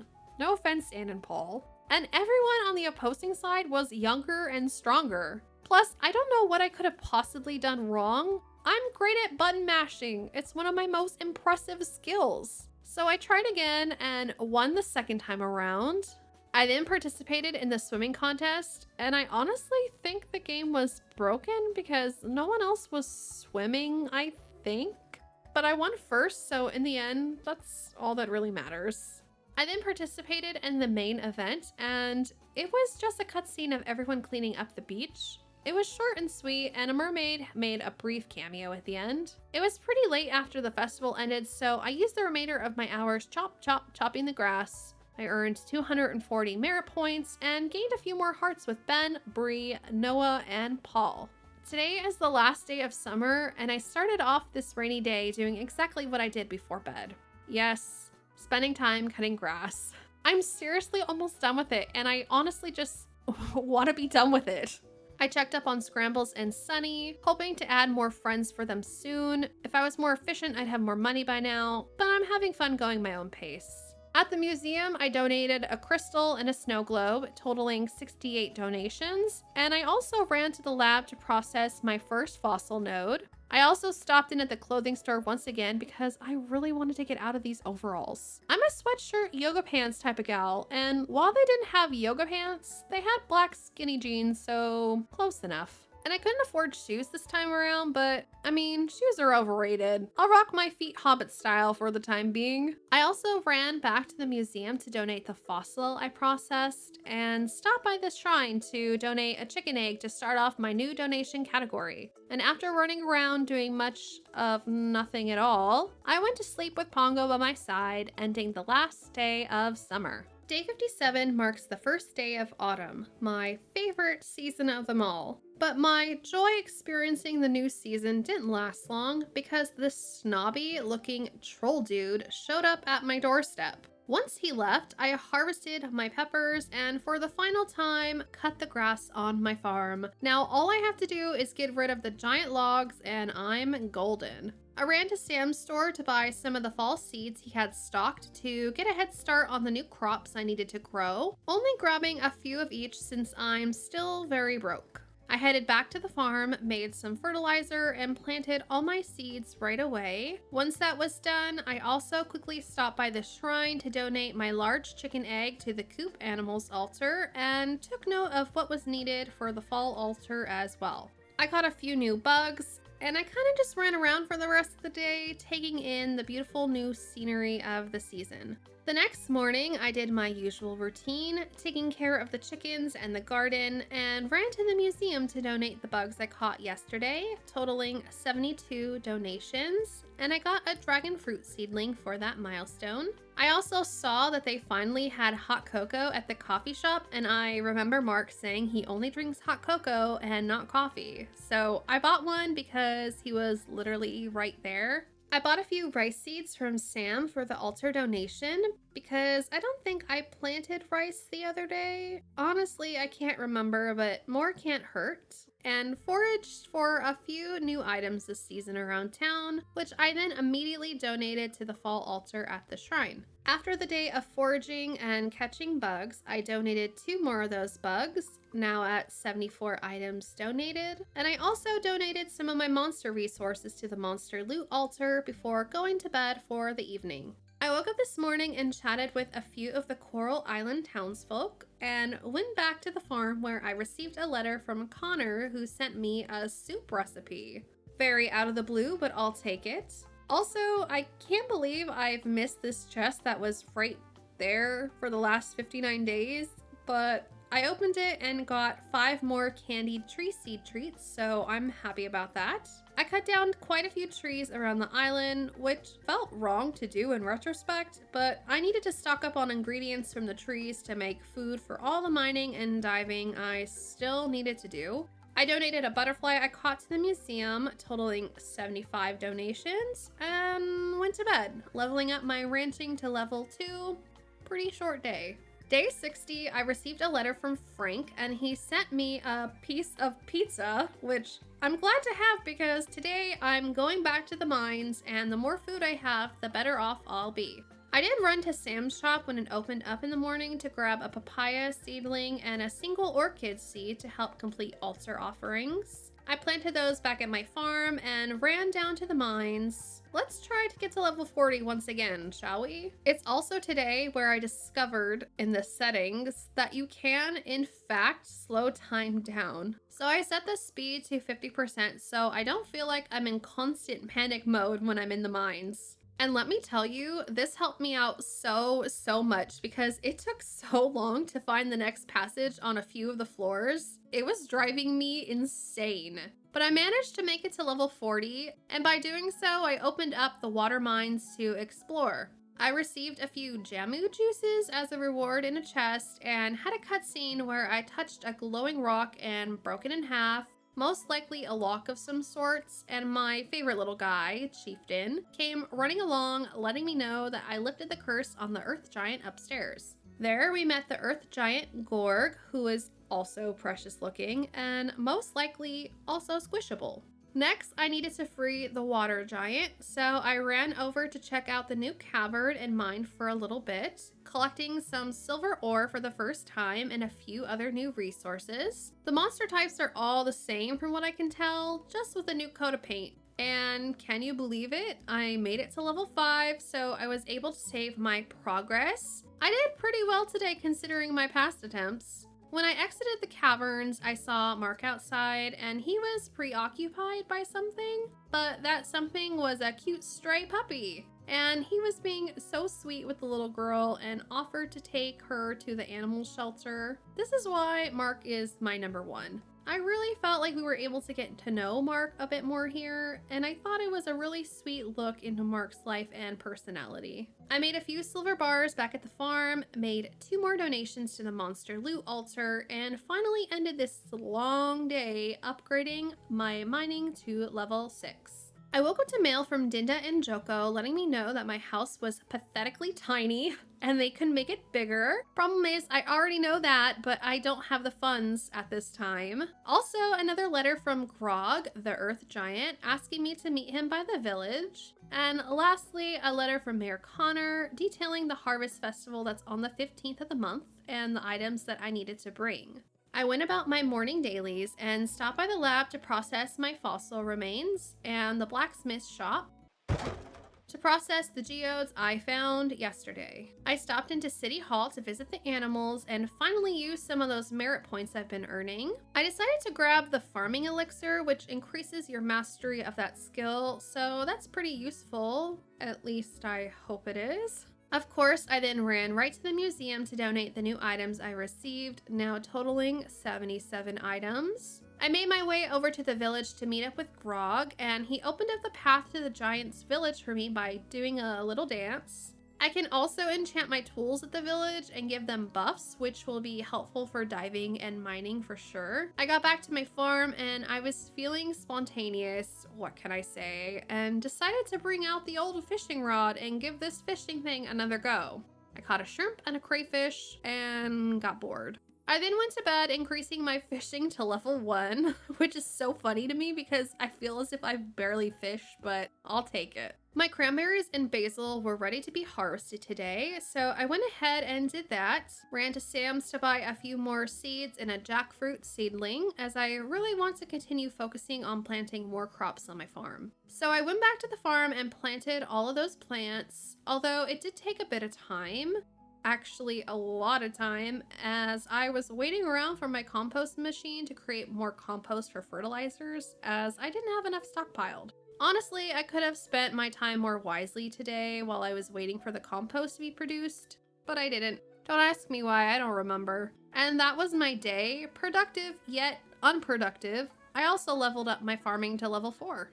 Day 63, I harvested a few crops, then made my way to the shrine to donate a jar of mayonnaise I made to the basic artisan altar. I ran into a cutscene near the vineyard with Luke, who was still looking for Taco. Taco not being around is still the most heartbreaking thing that could possibly happen in this game. I foraged a little bit and dropped off a butterfly I caught to the museum, totaling 78 donations. After checking up on my chickens, I made my way back to the water mines to try and make a little more progress. Nothing too exciting going on, just hitting rock after rock after rock, hoping they contain the next passageway or some useful resource. On level 10, I received 8 candied treats from a chest and made it to level 18 before heading out of the mines. I found quite a bit of iron ore and geodes, so I'm happy with my progress today. The next morning, I tended to my garden and my chickens and headed over to the blacksmith's. And while I was waiting for them to open, I found Mark roaming around, gave him a flower, as well as Raphael, who I'm starting to adore. I had Pablo open my geodes for me, ran into Alice and gave her a flower as well, since she's just so nice and sweet, and donated the new gems I received at the museum, totaling 81 donations, and I received silver ore and kelp for the 80 donation milestone. Back on the farm, I got a letter from Alice, who gave me a recipe for jackfruit pie. I take it the characters will randomly send you recipes after you give them a certain amount of gifts. I went back to Pablo and upgraded my hoe to silver, meaning every tool has now officially been upgraded once. I'll need to focus on the pickaxe and scythe next, as they're the most important of the tools. I was curious about the enchanting aspects of the game that I unlocked a few days back, so I went to the Giant's Village and tested it out and enchanted my pickaxe and scythe with Swift Swing, which decreases tool use speed, and Hit Drop, a chance to drop rare items. From the crafting menu, I made a dehydrator, as I've yet to use one of the new wooden chests with larger storage, a few ropes to use in sticky situations while mining, and a kiln to create glass and charcoal. I decided to run back and also enchant my axe and watering can because why not? I got Swift Swing for my axe and 10% no water drainage on my watering can. Not the best, but better than having nothing. And then I ended my night and I increased my relationship with the 3 wonderful people I gave gifts to earlier in the day. I harvested my amaranth and orchid early in the morning, got a few silver bars firing, and decided it was finally time to add another feathered friend to my farm. I named my newest buddy Omelette. Cute, right? I then decided to go mining, and Pablo was right by the fast travel point, posing for nobody. I talked to him a bit and he mentioned his brother and all that jazz. I still didn't appreciate him forgetting about his brother, but I'll forgive him for now. On level 20 of the mines, I got an amber shield ring, found some ginger next to 2 cute blobs that I had to get rid of, and made it to floor 27 before leaving due to time. My combat increased to level 3, but at the cost of many fallen Pokemon lookalikes. Day 66, I did what I usually do in the morning, take care of my plants, and I finally had a sweet potato so I can fulfill Bree's request I picked up on the board a week ago. I delivered it straight to her bedroom. That's A+ customer service from your local friendly farmer. When I did exit Bree's house, she was arguing with her husband about not wanting to go somewhere. And that was about it. I decided to explore the pufferfish headquarters because I honestly forgot about these guys and not much has changed, but there are vines now growing inside their building with a few of the workers inspecting them, which is quite funny. I retrieved my upgraded hoe from Pablo, opened up my geodes, and ran to the museum to donate 2 items, now totaling 83 total donations. I took care of my feathered babies, made some silver bars, and headed to sleep a bit early, earning 20 merit points. The rice I planted was ready to be harvested, as well as the basil, so I did that first and promptly traveled to the shrine to also donate some rice to the fall altar. I checked up on my chickens, watered my plants, and emptied some of the unnecessary flowers and food I've been holding onto my chest to sell them for a bit more money. I believe Mark said he liked mushrooms. I can't recall, but I looked him up on the map and found him by the coffee stand, and he said they were his favorite mushrooms, so I guess I was right. Mark is literally the only person I've made actual progress with, it seems, but honestly, I don't really mind. Mark's captivated me. Oh, I get to choose. Okay, this is new.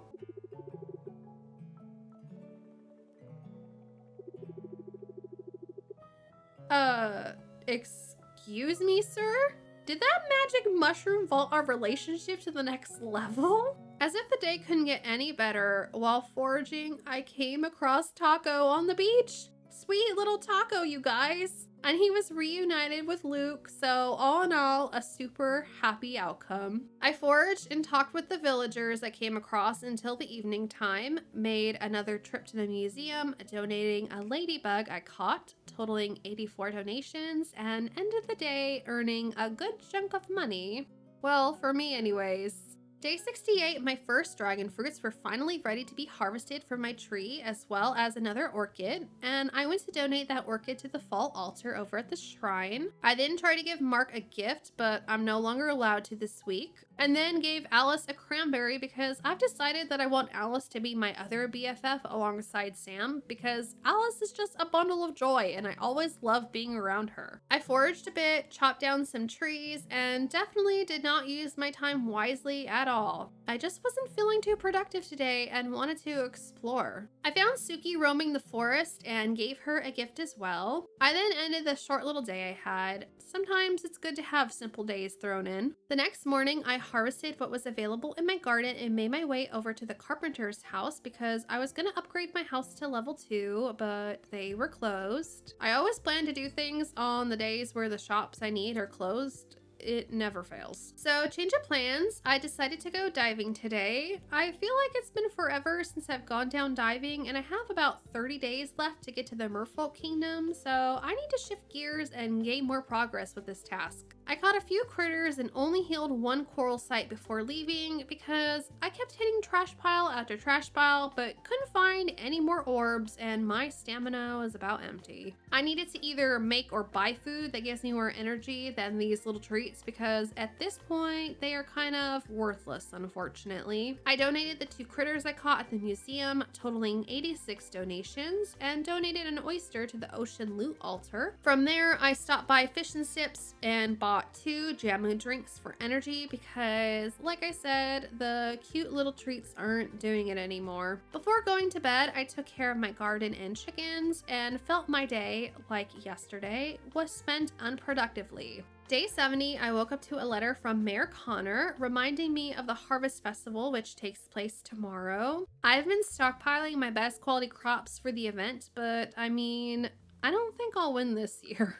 My pumpkins are finally ready to be harvested, and I got an osmium quality pumpkin just in time for the Harvest Festival. I also harvested some papayas for the first time, really trying to step up the variety on my quaint little farm. I also donated my other pumpkin to the fall altar, completing that for the season and unlocking barley seeds. Now today, I knew the Carpenters was open for business and decided to go back and finally upgrade my house to level 2.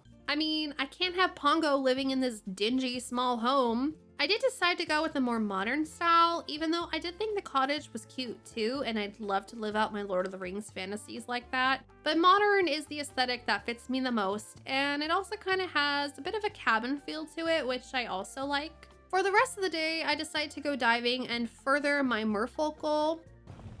Oh my god, this is gonna vaporize me, isn't it? I can't move, it won't let me leave. I healed 4 coral sites and caught a few new sea creatures for the museum and the shrine. I had 1 to donate for the Ocean Critters altar and 3 to donate to the museum, totaling 89 donations. I then went home and ended the day. Today was the Harvest Festival and I had no idea what to expect. The festival wasn't until later in the evening, so I still had time to do a few things in the meantime. After watering my plants and checking up on my chickens, I made my way to the blacksmith shop, but ran into Bonbon first and had to say hi to this little fluff because I haven't for a while and it's an absolute crime. I had 22 chests to open, which was more than I ever have, and I got quite a few things and a lot of duplicates. I also went to the lab to process the fossils I've had on hand and made a beeline to the museum, but stopped to say hi to Noah and Alice because they're awesome. I donated 7 items, now totaling 96 donations, and I received pumpkin seeds as a reward. I quickly planted those pumpkin seeds on my farm and decided to kill some time by catching some bugs, and donated a butterfly I caught to the day insect altar. While I was in the process of giving items to the shrine's altars, I decided to donate a gem to the precious gem altar and 4 silver and bronze resources to the rare resources altar. I had about 2 hours left until the festival, so I carried all of my best produce, veggies, and animal products with me and just waited for time to pass. Oh my god, I finally met you! Jeff Smith, sir, your identity eluded me. You kept sending me stuff and I had no idea who you were. Once it was late enough, the Harvest Festival begun with, of course, an adorable intro scene. I first started the festival by trying out the pumpkin smashing game, and I did so horribly the first time with all the little kids beating me. I took a break from the game to give Mark a pumpkin.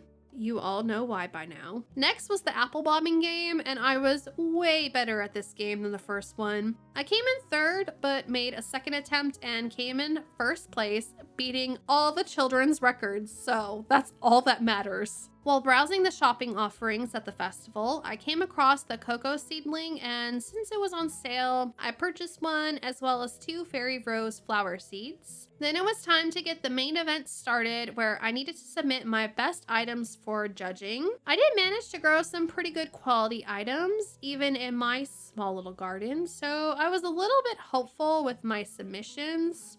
But man, did that hope fade fast because I lost to friggin' Bobby by 10 points. Oh my god, I hate your face. I swear it is now my goal in life to tear you down, little man. So that was a bummer, and I was 1 point away from earning the next reward up, which was even more of a bummer. I feel like I left the event with my tail between my legs, and I just wanted to go home and see Pongo. At least I earned some merit points from going to the Festival of Shame and leveled up my catching to level 3. Day 72, slowly trying to forget about the shame and embarrassment of last night, losing to children, losing to friggin' Bobby. Forgetting about that for the moment, I had other tasks to attend to, such as gardening stuff. I did my basic gardening stuff that I always do, crafted a bee house finally, and planted the seeds and the cocoa seedling I purchased at the festival yesterday. Got something interesting this time. I decided to upgrade my scythe to silver as the next phase of weapon upgrades, and stopped by Sam's store and got a darling cutscene with Ava where I was trying out her new bread recipe, and she asked me to take the cookies out of the oven, but apparently I'm an idiot because I just reached my hands in there without an oven mitt. Ava's so nice and fourth wall breaking because she provided me with the first glitch in the Matrix. I think she's too embarrassed to be around someone who's stupid enough to use their bare hands in a hot oven, and she's trying to act like she doesn't know me now. I mean, honestly, fair enough. It was already getting late, so I just went around catching more bugs and stocking up on more resources for the rest of the evening. I donated 2 of the bugs I caught to the night insect altar at the temple and turned in for the night. The next morning, I woke up to my house upgrade finally being completed, and I have a kitchen and a living room now, and more room for Pongo to roam around since it doesn't seem like the poor thing ever goes outside. I couldn't make anything in the kitchen quite yet, but we'll explore that mechanic later. I purchased chicken number 4 and named that cutie Frittata. I enjoyed watching that. Well, of course, I'd achieve 5 hearts with you before anyone else. I basically only talk to you now. There's also a separate request board in the hideout, and I accepted one for Kira for just a few stones. So I grabbed a few from my chest and completed that request right away. While in town, I also finally went inside of Socket and Pan and came to the realization that I need to actually buy cooking utensils to cook in the game. And that just because I had a kitchen now doesn't mean anything, apparently. Another annoying setback that I'm not going to entertain at this moment, and instead made my way over to the lab and upgraded my sapling quality to bronze. I also forged a few lotus flowers and decided to try making my first batch of honey with them from the beehive, and went to bed shortly after, increasing my ranching to level 3. Day 74, I woke up and performed my morning duties, then stopped by the blacksmith's, talked with Pablo a bit, and retrieved my upgraded scythe. I decided that I wanted to go diving today to attempt to heal more coral sites, of which I healed 4. I caught a seahorse that I've yet to donate to the museum, so I went ahead and did that, now totaling 97 donations. I then ended the day leveling up my diving to level 5. It was raining the next morning, so I didn't have to spend time watering my plants. A win in my book, and I received a letter from Luke reminding me that no matter how much I think I've achieved, I'm always one step behind. I also got another letter from Grandma that once again did not contain any money, but she gave me medicine and informed me that Ashley is pregnant. I don't know who Ashley is. I quickly harvested my crops to sell and made my way to Town Hall to spend some of those merit points on another skill boost, this time choosing the diving elixir. I processed the coffer I had, getting nothing great. The fish I found in their garbage was one I haven't caught yet, so I was able to donate it at the museum. I knew digging in their trash would eventually pay off. I then stopped by Fish and Sips and bought some food as I wanted to go diving for the rest of the day. I did make a bit of progress, healing 4 coral sites in the area I was in, and I believe I have 3 more left to heal before reaching the merfolk, so I'm pretty excited. I had quite a bit of fruit and veggies to harvest this morning, including from my dragon fruit tree, of which I've completely forgotten to donate to the shrine, so I fast traveled there and donated 1 dragon fruit to the fruit plant altar. I stopped by Pablo's to upgrade my pickaxe to silver and open up all the coffers I found while diving yesterday. I received a few things I was able to donate to the museum, reaching 100 total donations. As a reward, I was gifted some fish tacos for that milestone, which honestly I'm happy about. It's kind of sad when you can get tacos from the museum, but not the town's taco truck. Back down to the ocean floor I go, smacking tons of trash piles, hoping to contain the orbs I need. I saved another sea creature, a cute seal named Seal. Thankfully, I was able to heal the last 3 coral sites in this section of ocean, allowing me to progress to a bridge where I had to solve a super easy puzzle. But guys, we made it. I'm honestly surprised the merfolk guards haven't tried to stop me from coming in. Security kind of sucks around here. I did finally run into some guards that were actually doing their jobs, but a mermaid named Denali vouched for me, saying that I was a harmless land dweller, but needed to see King Krakatoa to figure out if I was allowed to roam the kingdom. I entered the palace and met with King Krakatoa and Queen Nanda Devi. They were cautious to allow me to explore their kingdom because their kind have heard stories of how land dwellers just destroy and cause havoc wherever they go. But the Oracle of the Kingdom, Cho Oyu, I don't know if I said that right, said she had visions that I would be the one to heal the ocean and their kingdom. I'm just the chosen one, no matter where I go on this island. The king was uncertain about everything going on and was about to banish me, but their daughter, Princess Miranjani, also vouched for me since she was basically the Ariel of the group and had a fascination with humans, but also explained that I was here because of the goddess's blessing. Anyways, I was granted access to the kingdom and the rest of the ocean. I was given a room to stay in, but I am sorry, how on earth would I be able to sleep underwater while wearing a respirator? I'd have a full-blown panic attack. I received a letter from Cho to meet her in her chambers, where she gave me permission to explore the random caves I've come across, which, as she puts it, are a treasure trove of resources. I like this character, and she kind of reminds me of Moana's grandma. I decided to explore one of the caves, and I'm not sure if I really get it, but it's just rooms and rooms of trash to break. And yeah, I've had enough ocean for one day, and I'm ready to go back home and sleep in my bed and not in an underwater death trap. Good morning, everyone, for day 77. Let's see. I did what I always do every morning, made a few essences, and made my way over to Ling's to process my fossil nodes. I made a few more donations to the museum, totaling 102, and never really looked at the collection rewards section in the museum. I'm sorry, is that a SpongeBob outfit? Because if that's a SpongeBob outfit, I need that outfit.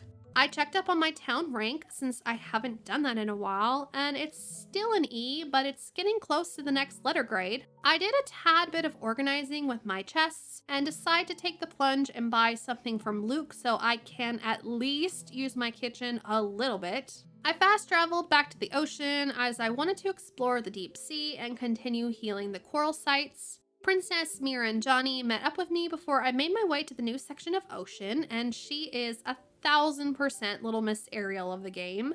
But she gave me words of encouragement and a stamina fruit before leaving. Also, her little sea dragon is adorable. In this new area, I could finally gather gold kelp as well as a few new sea creatures and forageables, but I spent most of my time doing what I usually do, smacking trash.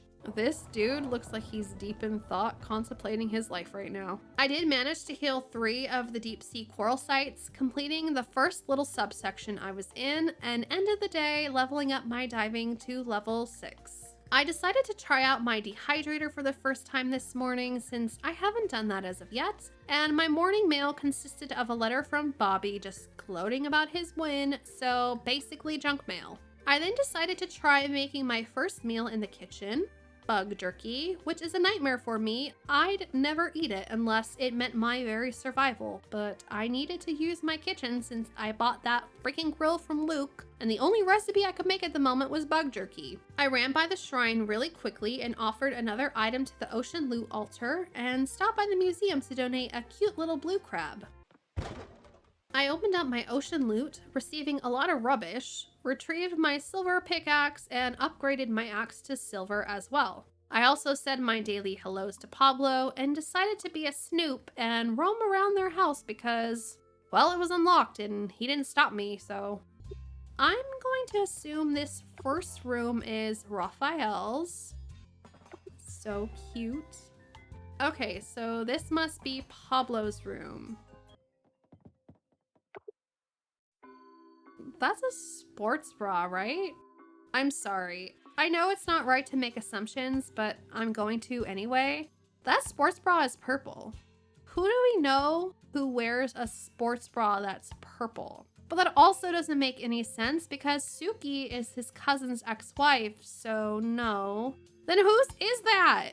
I left the blacksmith's without saying goodbye to Pablo because he knows what he did, and went to the museum to donate 2 more artifacts, totaling 106 donations. Many of my plants were ready to be harvested, so I went ahead and did that, and I've been making decent money selling crops this season. Decent, not great. My dehydrator items also finished, so I offered one of them at the basic artisan altar as well. I then caught more bugs for the evening because that's what my diet is going to consist of going forward. After making a bit more bug jerky at home, I ended the day leveling up my farming to level 5. You know the drill, morning chores. Once that was all settled and situated, I made my way back to the diving pier to continue onwards with diving. I spent my time today mainly gathering resources, and I started by making my way back to the first section of ocean to collect more bronze kelps as I was running low. I then did the same thing, but in the second section of the ocean, gathering silver kelps. After collecting the resources I needed and catching a few sea creatures, I came back to land and offered a shrimp to the ocean critters altar and a mussel to the ocean loot altar, almost completing it. I also donated 3 items to the museum, totaling 109 donations total. Once I had enough kelp, I decided I needed a bit of a helping hand. While manually watering the plants helped raise my mastery of farming, it was taking a bit too long, and I made a few more sprinklers to make my routine a bit quicker. I also upgraded my scarecrows to a larger square footage variety so I can get rid of a few of the ones I currently have that are taking up too much space and preventing me from laying down more sprinklers. I tilled the soil for a few more future plants and went to sleep. Day 80, I only had a few areas where I had to water thanks to all the new sprinklers, and once I was done taking care of the farm, I ran into town trying to socialize, saying hi to anyone nearby. I retrieved my silver axe, opened a chest, and upgraded my watering can to silver, and immediately left. Now that I have my axe back, I can remove the old scarecrows from my farm, and I tilled some soil for more future plants, laid a few more sprinklers down, and admired my work. I also took a look at how much it was going to cost me to upgrade my coop so I can add more animals to it. And while I didn't have quite enough to do that yet, I did have enough to give it a fresh new look. And now my chickens are living fancy. Unfortunately, my new upgraded axe can't break those pesky logs that are the last items remaining on my farm. So I figured I'd try to blow them up and see if that works. And wouldn't you know it, it worked. Another goal marked off the list, and I can use this dark wood to upgrade my coop. I then made my way back to the ocean floor afterwards to gather more bronze and silver kelp, since I used most of mine on crafting sprinklers and ended the day. Day 81, and I'm feeling bad for Pongo. He's been in the house for quite some time, just staring at a wall. I wish he could just roam the farm with me, my poor good boy. To start off the day, I made a beeline to the carpenters when they opened up and upgraded my coop to level 2, allowing 4 more animals to be added, which is glorious. While running around the town center, I came across a cutscene with Scott, Millie, and Charles needing assistance carrying a couch up the stairs. Also, obviously inspired by the scene from Friends with Rachel, Chandler, and Ross yelling pivot while also trying to move a couch up the stairs. It's very fun to see the developers have little nods to shows like this. Socket in Pan was near where I was, so I figured I'd bite the bullet and buy another kitchen item, and I bought the knife set. It's been a little bit of time since I explored the mines, so I figured I'd go ahead and try that out again and bring my hammer with me since I've yet to use that weapon. And the hammer's cool. It definitely took out the little water dude in like 3 hits, but I think I still prefer the ninja sword over Thor's hammer since it swings faster. On level 30 of the mines, I received 10 level 2 explosives, and I put it to good use blowing up lots of rocks, helping me get to the next level of the mines a lot quicker and allowing me to reach level 40 before the evening ended. The third mine shaft, the wind mines, were now unlocked to explore. I received 6 Jamu juices on level 40, and I broke the second seal, allowing me to release another one of the giants, a water giant named Gong. He was also super cute and squishable looking, and him and the chieftain ran back to the village, leaving me with more responsibilities. The honey I was making in the beehive was actually pretty rare, so I went and donated that to the altar at the shrine and came home to go to sleep for the night, leveling up my mining to level 7. The next morning, my cocoa bean tree was finally ready to harvest for the first time, and I made sure to offer a bean to the fruit plant altar at the shrine. I retrieved my upgraded watering can and opened up my geodes at the blacksmith, and also made my way to the lab to process more fossils. I donated what was new at the museum, and made today another diving day. Yes, I know I accomplished my goal down here, but healing coral sites helps raise my town ranking, guys, and well, I like diving, and I'll do whatever I can to continue postponing fishing as long as I possibly can.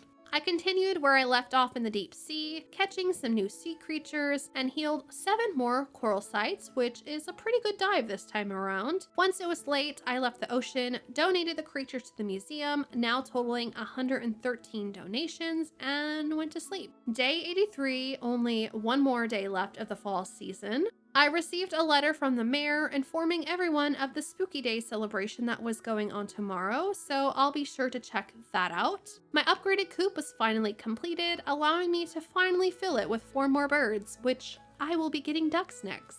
so I'm excited. I made another mayonnaise machine because at this point I'm getting more eggs a day than I can process, and you know, selling more artisan products equals having more money, and having more money is always nice. Player, even you don't want to associate with me, Charles. Is it because I barely talk to you? I processed my coffers and upgraded my gardening hoe to silver, having upgraded all my weapons 2 times. At the museum, I donated the new artifacts I received, reaching 118 in total donations. Since yesterday was a diving day, I wanted to make time today to explore the mines a little bit. I didn't explore the newly opened mines much, but instead I stopped into the watered caverns to grab a bit more silver ore, and the same with the earth caverns for bronze ore. After grabbing what I needed, I headed back to the ocean, healing only 1 coral site, but I did save this cool looking shark, so it was worth it. Today is the last day of fall and the Halloween festival, so we'll see if I get humiliated at 2 festivals this season. I had a lot of crops to harvest this morning, which made me happy since these plants will be withering away tomorrow. And my little plum bob has been glowing red when it comes to being social lately, so I went into town and gave a few people some gifts. To kill some time before the festival starts, I made my way back to the ocean floor. I just really wanted to clear the ocean floors and get those town ranking points. 2 coral sites were healed before it was time for me to head back to land to check out the spooky celebration, and everything looked super adorable and spooky. All the characters told me that they were dressed up and were really commenting on my costume, which is double confusing because none of them had a costume on and I didn't either. I chose to play the Bonk Skeleton game first, and this game had 3 rounds to it, so I thought I was doing pretty well, and I got 2nd place. But a child still beat me. This ring toss game, this game can quite literally suck it. This game was so hard for no reason at all, and the controls were just so weird, and it was my least favorite game of all the festivals thus far. There was also a cute little moment where you can see a ghost fly by the piano outside and you see Sunny react to it. If you go up and talk to him, he comments that he saw a ghost and he just looks around really nervously. I then started the little parade they have for the event where the children carry like monsters, I think, or like mythical beings. I'm not too sure, but it was cute and short. When I left the festival, it was already midnight, so I went to bed, ending the last day of autumn, leveling up my diving to level 7 and gaining some hearts with the neighbors. Nina also seems to be a permanent resident of the island now, so that's cool. Day 85, the first day of the winter season. To start off the new season, I decided to check up on where I was in terms of my town rank, and I was so excited to see that I was only 2 points away from the next letter grade. All of my plants withered away except for one of my trees, so that sucks. I retrieved my silver hoe from Pablo, opened up various geodes and coffers I've had stockpiling for a while, and stopped by Ling's lab to process a few more fossils. Can you guess where I went next? Of course, I stopped by the museum to donate those new items, now totaling 127, and as a reward, I received some furniture to decorate my barren house with. Pongo? Where's Emily? What the heck? They aren't dressed up for winter, but for spring, and there are no crops to plant for winter. Wonderful. I decided to decorate my house with the furniture I just acquired to add a little bit of life to the place because anything is better than how it previously was. Since I couldn't buy any crops from Sam for the winter, I decided now would be a good time to plant all of those wild seeds I've been stockpiling to see if they produce anything during the winter time. For the rest of the night, I ran around trying to catch some of the new seasonal bugs and picking up some of the new forageables around town as well. I found items for the winter altar and 3 new bugs to donate to the museum, now reaching 130 donations. I then went to sleep in my comfy new bed, and I was happy to find that I actually increased my town rank to rank D. I received 400 merit points, leveled up my catching skill to level 4, and gained relationship points with a lot of the people in town. Day 86, and I got a letter from Emma giving me a recipe for fish tacos. The first taco related thing to come out of this woman. Ava gave me a recipe for a tart, and Ling let me know that there were more items to develop at her lab. What's the point of giving Mark hot cocoa if I can't see his happy face afterwards? I waited until 9 to see if Sam had any new seeds since I reached a new town rank, but I got a cutscene with Ava and Emma demanding others to have food readily available for her, but you know, when I want a taco from the local taco truck, it's out of the question. Emma forgot her mother's birthday and wanted a cake to send her, but Ava only baked cookies.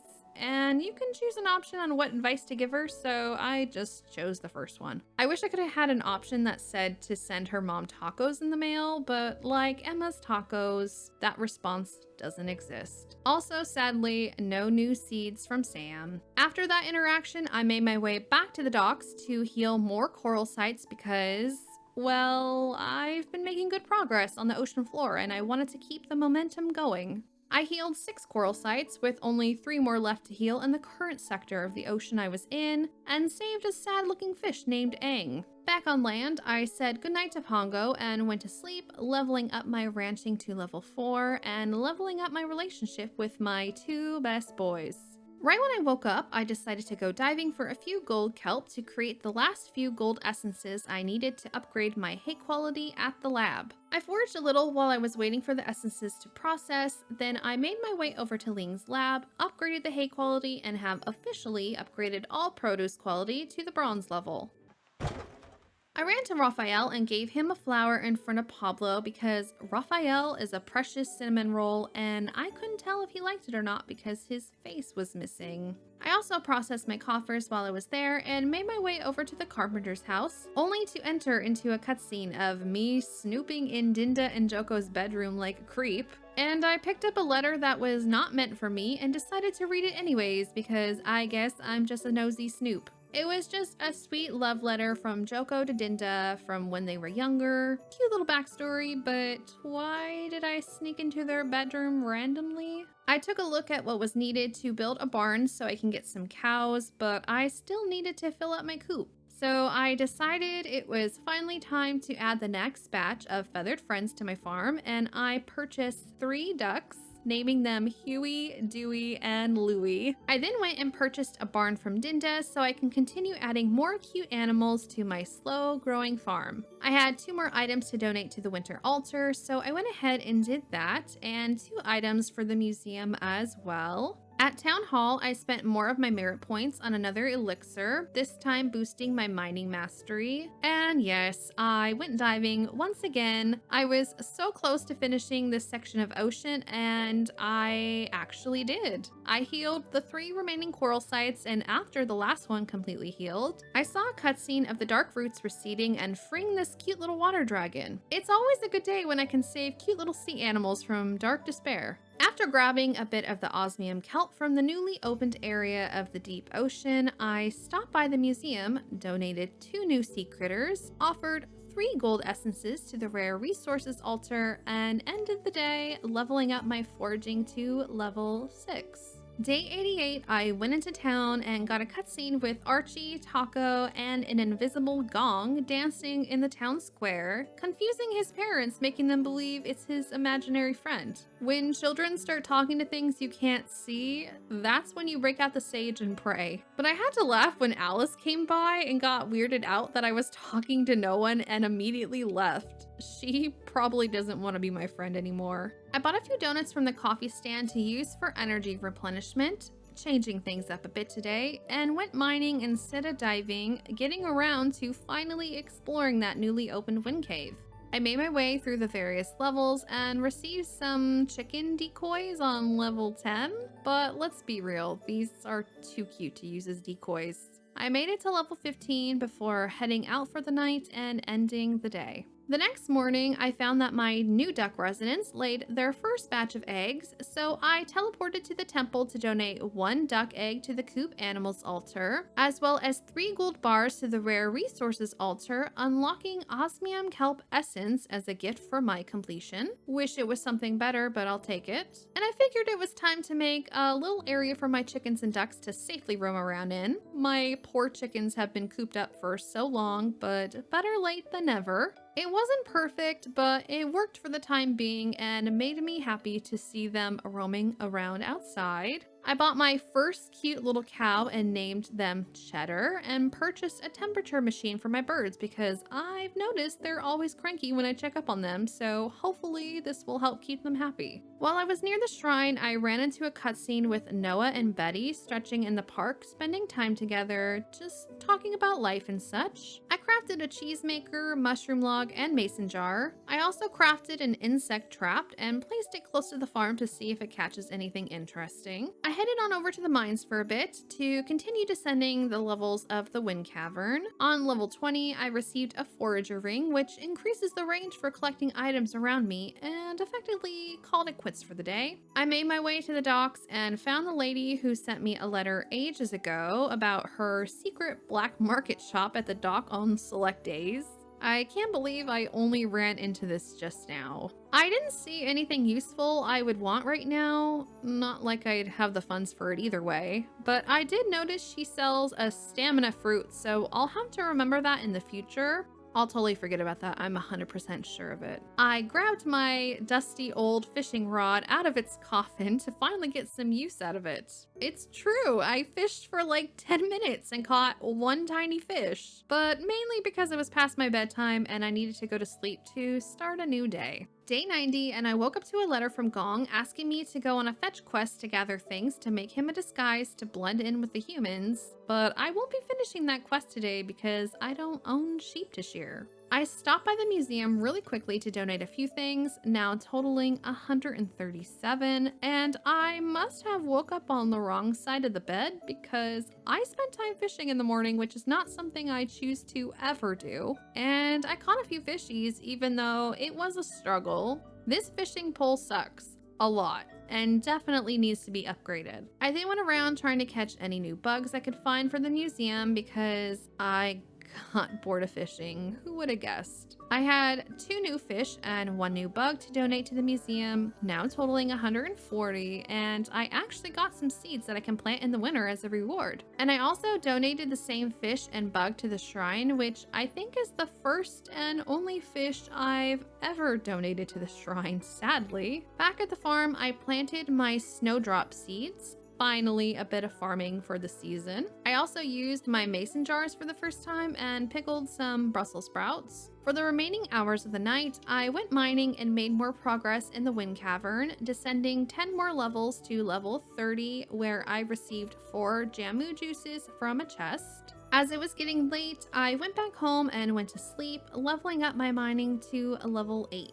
The next morning, I grabbed my newly pickled item and offered it to the basic artisan altar, as well as my first large duck egg, completing the coop animals altar, unlocking another mayonnaise machine. Turning the eggs into mayo is a decent little bit of money, so hey, I'll take another one. When Jack's shop opened at 8, I went and purchased a milk pail to get milk for my cow, Cheddar, and a temperature machine for the barn to keep her happy and warm. After taking care of my farm friends, I made my way back to the mines to continue my progress there. Why does my dog keep popping up? This is new. I know what he wants me to answer with, but I'm not a bar scene girly. I'm a beach scene girly, as my name suggests, so I need to stay true to myself here. He can't hate that answer though, right? He lives on an island. Are you kidding me? You live on a giant beach. Okay, you know what? I'm sorry, Pablo. That's it. Strike 2 was the sports bra in your room, and now this is strike 3. I like Raphael better anyways. After being disappointed by Pablo yet again, I made my way back to level 30 of the mines to focus on more important matters. freeing the third little spirit dude. I managed to clear the last 10 levels and opened up the last of the caverns, which is the fire cavern. On level 40, I received 15 Jamu juices, and once again, Chieftain came to find me after I broke the seal, and we went above to meet Gru. All their names are starting to mesh together at this point. All the giants told me to be cautious in the fire cavern, as is the trend with any elemental show or game. Osmium ore is the metal that you can mine in this cavern, which I'm happy to finally obtain. I made it to level 9 before having to bail because of time. I hate the time mechanic, and leveled up my combat to level 4, ending the day. Day 92, I offered a jug of milk to the barn animals altar and churned butter to the basic artisan altar, leaving one item left to offer. After taking care of my cute animals and giving Bonbon some pets, I had Pablo open my geodes. I then donated any new items to the museum and hauled my tush back to the caverns because I'm now determined to complete all of the caverns before the 100 days are up. On level 10 of the mines, I received 10 super explosives from a chest, and on level 20, I received a fire sword, which was pretty cool looking. Once it got late, I left the caverns, leveling up my mining to level 9. Bright and early the next day, I said hello to all my animals, including Pongo, who's perpetually stuck, staring at the wall, and checked on my bug trap that I set a while back, and it actually caught something. While in the area, I decided to add another cow to my barn. This one I named Swiss, and I also purchased my first little sheep friend, of which I bestowed the name Bob Marley. And back to the mines. Where else would I go? It's not like I can interact with people. Their portraits are disappearing. Making my way through all the lava and Shrek wannabe ogres, I made it to level 30, where I received a Blessed Opal Ring, which increases the chances of finding rare items, and made it to level 40 with less than 2 hours left to spare, receiving 25 of the level 3 explosives. Before breaking the final seal, Chieftain met me down below, which I thought he couldn't do unless the seal was broken, but okay. And we found the last giant petrified in stone behind the fire seal. Gyu, the fire giant, informed us that another giant named Gort was responsible for turning everyone to stone and would tell us what happened once he got some rest. But I cleared all the mines, so I completed my little bonus goal, and I suppose I'll just come back here when I'm out of resources. It was pretty late, so I made my way back to the farm and ended the day. Day 94, I woke up to a letter from Chieftain asking me to meet him at the village so Gyu can explain what happened to everyone, so I will get to that a bit later. I went and bought some shears so I can gather wool for my sheep in the future. Processed my geodes from the blacksmith, my fossils from the lab, and wanted to keep this momentum going, so I made my way to the docks to work on clearing the last section of ocean. I ended up healing 3 coral sites before leaving the ocean, and made my way over to the shrine to donate the last item for the ocean loot altar, unlocking another dehydrator. I also donated 2 sea creatures to the museum, up to 144 donations now. I then made my way to the giant's village, and Gong was talking about the letter he sent me, wanting to be able to talk to the humans in town, but needed human clothes and such to do so since humans can't see him normally, so that's a side quest I'll need to work on. We also got to hear what Gyu had to say about all the giants being turned to stone, and he told us that a giant named Gort, who is still missing, sent a message for him to come to the cavern. They haven't seen Gort in a long time, and he was excited to see him, so he told all the other giants to come and welcome him back to the village. Gyu got there before the others and said Gort was acting strange, and before he knew it, he was turned to stone, and that the spell he learned to do that to the giants he learned in the savannah. I know the savannah is not available in the game as of yet, so this is where the story ends now with the giants. I then found Noah and gave him a flower for his birthday. I think Noah is sweet, and I wish I talked to him more before the portraits exploded into oblivion. After getting a few more osmium bars and essences firing overnight, I made my way to bed and increased my relationship with Noah by 2 hearts. I also got more swirly butterfly cutscenes, unlocking new areas or shortcuts of the map, I believe. Day 95, I was able to shear my sheep to get my first bit of wool.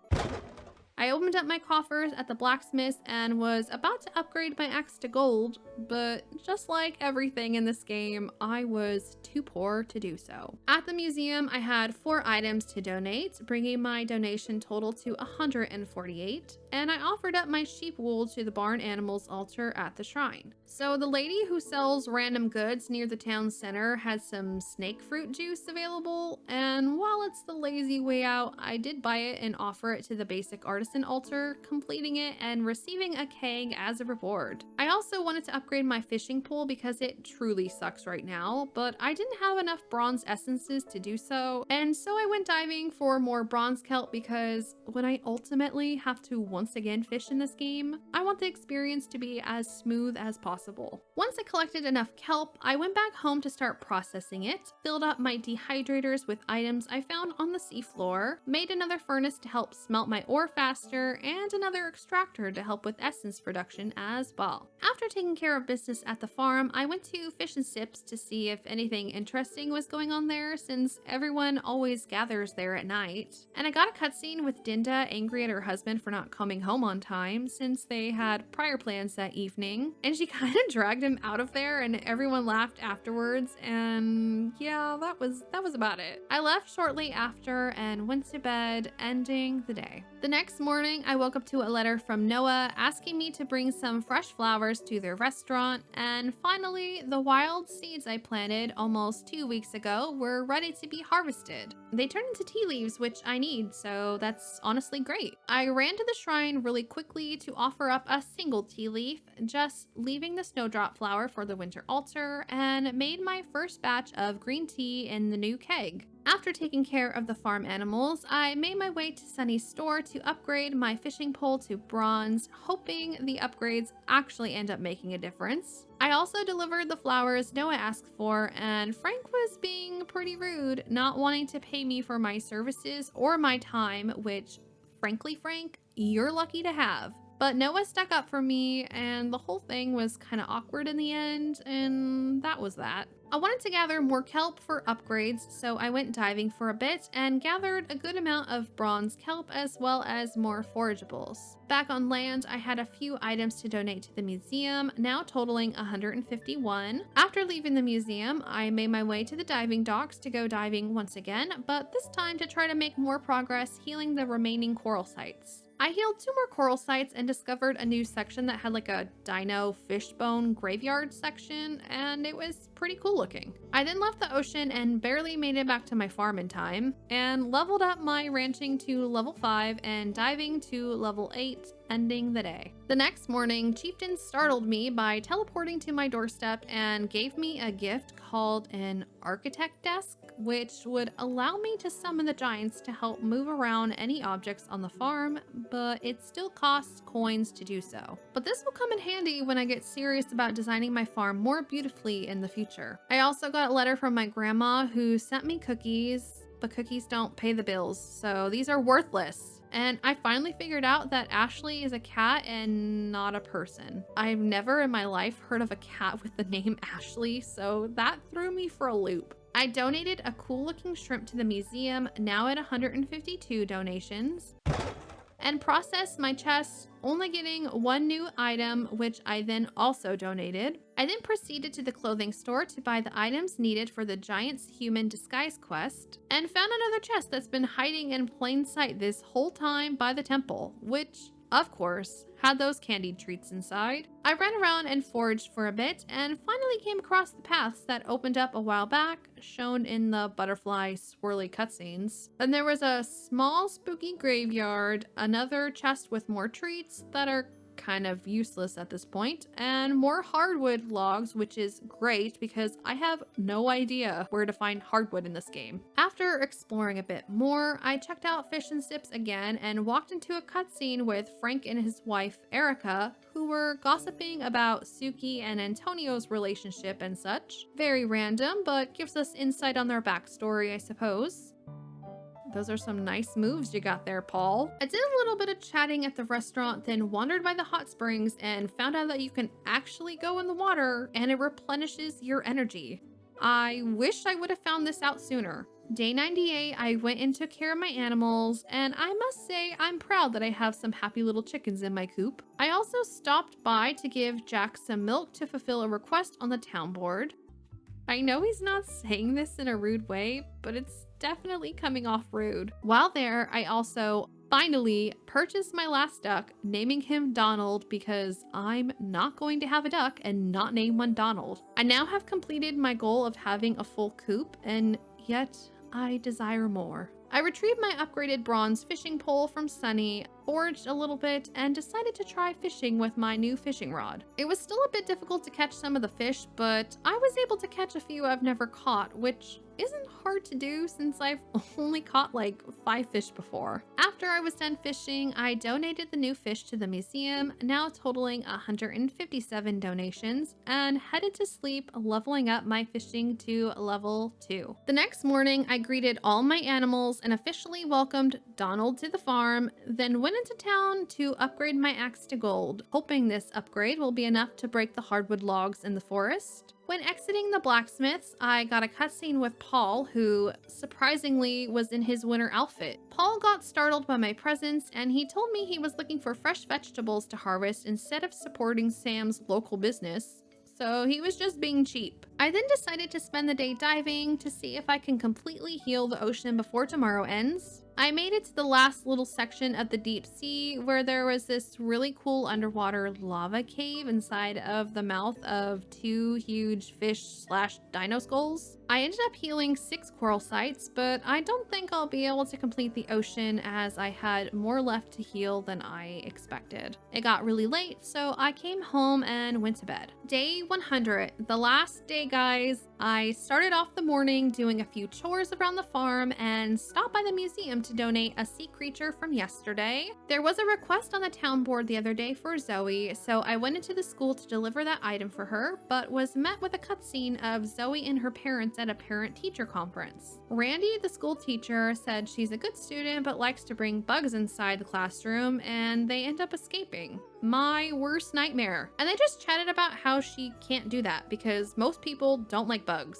Anyways, I went ahead and delivered her item, completing the request, and opened my coffers up at the blacksmith's and donated 4 items, bringing my donation count to 162. I also received some gold ore and kelp for reaching 160 donations. I ran around the museum a bit, admiring my work over these last 100 days. So many animals taken out of their natural habitats for our enjoyment. The museum is really pretty though, and I truly enjoy walking through the various exhibits. I then made my way to Town Hall to see if anything interesting was happening, and I actually got another cutscene with Mark and the cute dog he rescued in the woods a while back. He was playing with the cutie and tried to give her this super healthy dog food for lunch, but she initially rejected it. But he insisted that it was good for her and would help her gain her strength back, so the doggy trusted Mark and started eating the food, but she got sick and Mark started freaking out. He took her to see Kenny, and he told Mark that she was allergic to something in the food and went into anaphylactic shock, which made Mark feel really guilty and sad. And it just made me want to give him a hug because watching this made me sad. This is not how I want to end my 100 days. He was still at the shelter after that cutscene, so I gave him a flower, and if I could see his face, I'm sure he'd be smiling. I also gave Noah a gift, as Noah has become another favorite of mine recently. Also, I never realized Leia had a little section inside Town Hall for her yoga classes, and it looks really cute. Back at the farm, I wanted my cows and sheep to also be able to roam free and stretch their legs outside the barn, so I made a safe outside area for them to do so. Not aesthetically pleasing, but again, it works for now. After exploring the inn a little bit more, I made my way back to the farm and went to sleep, completing 100 days in Coral Island.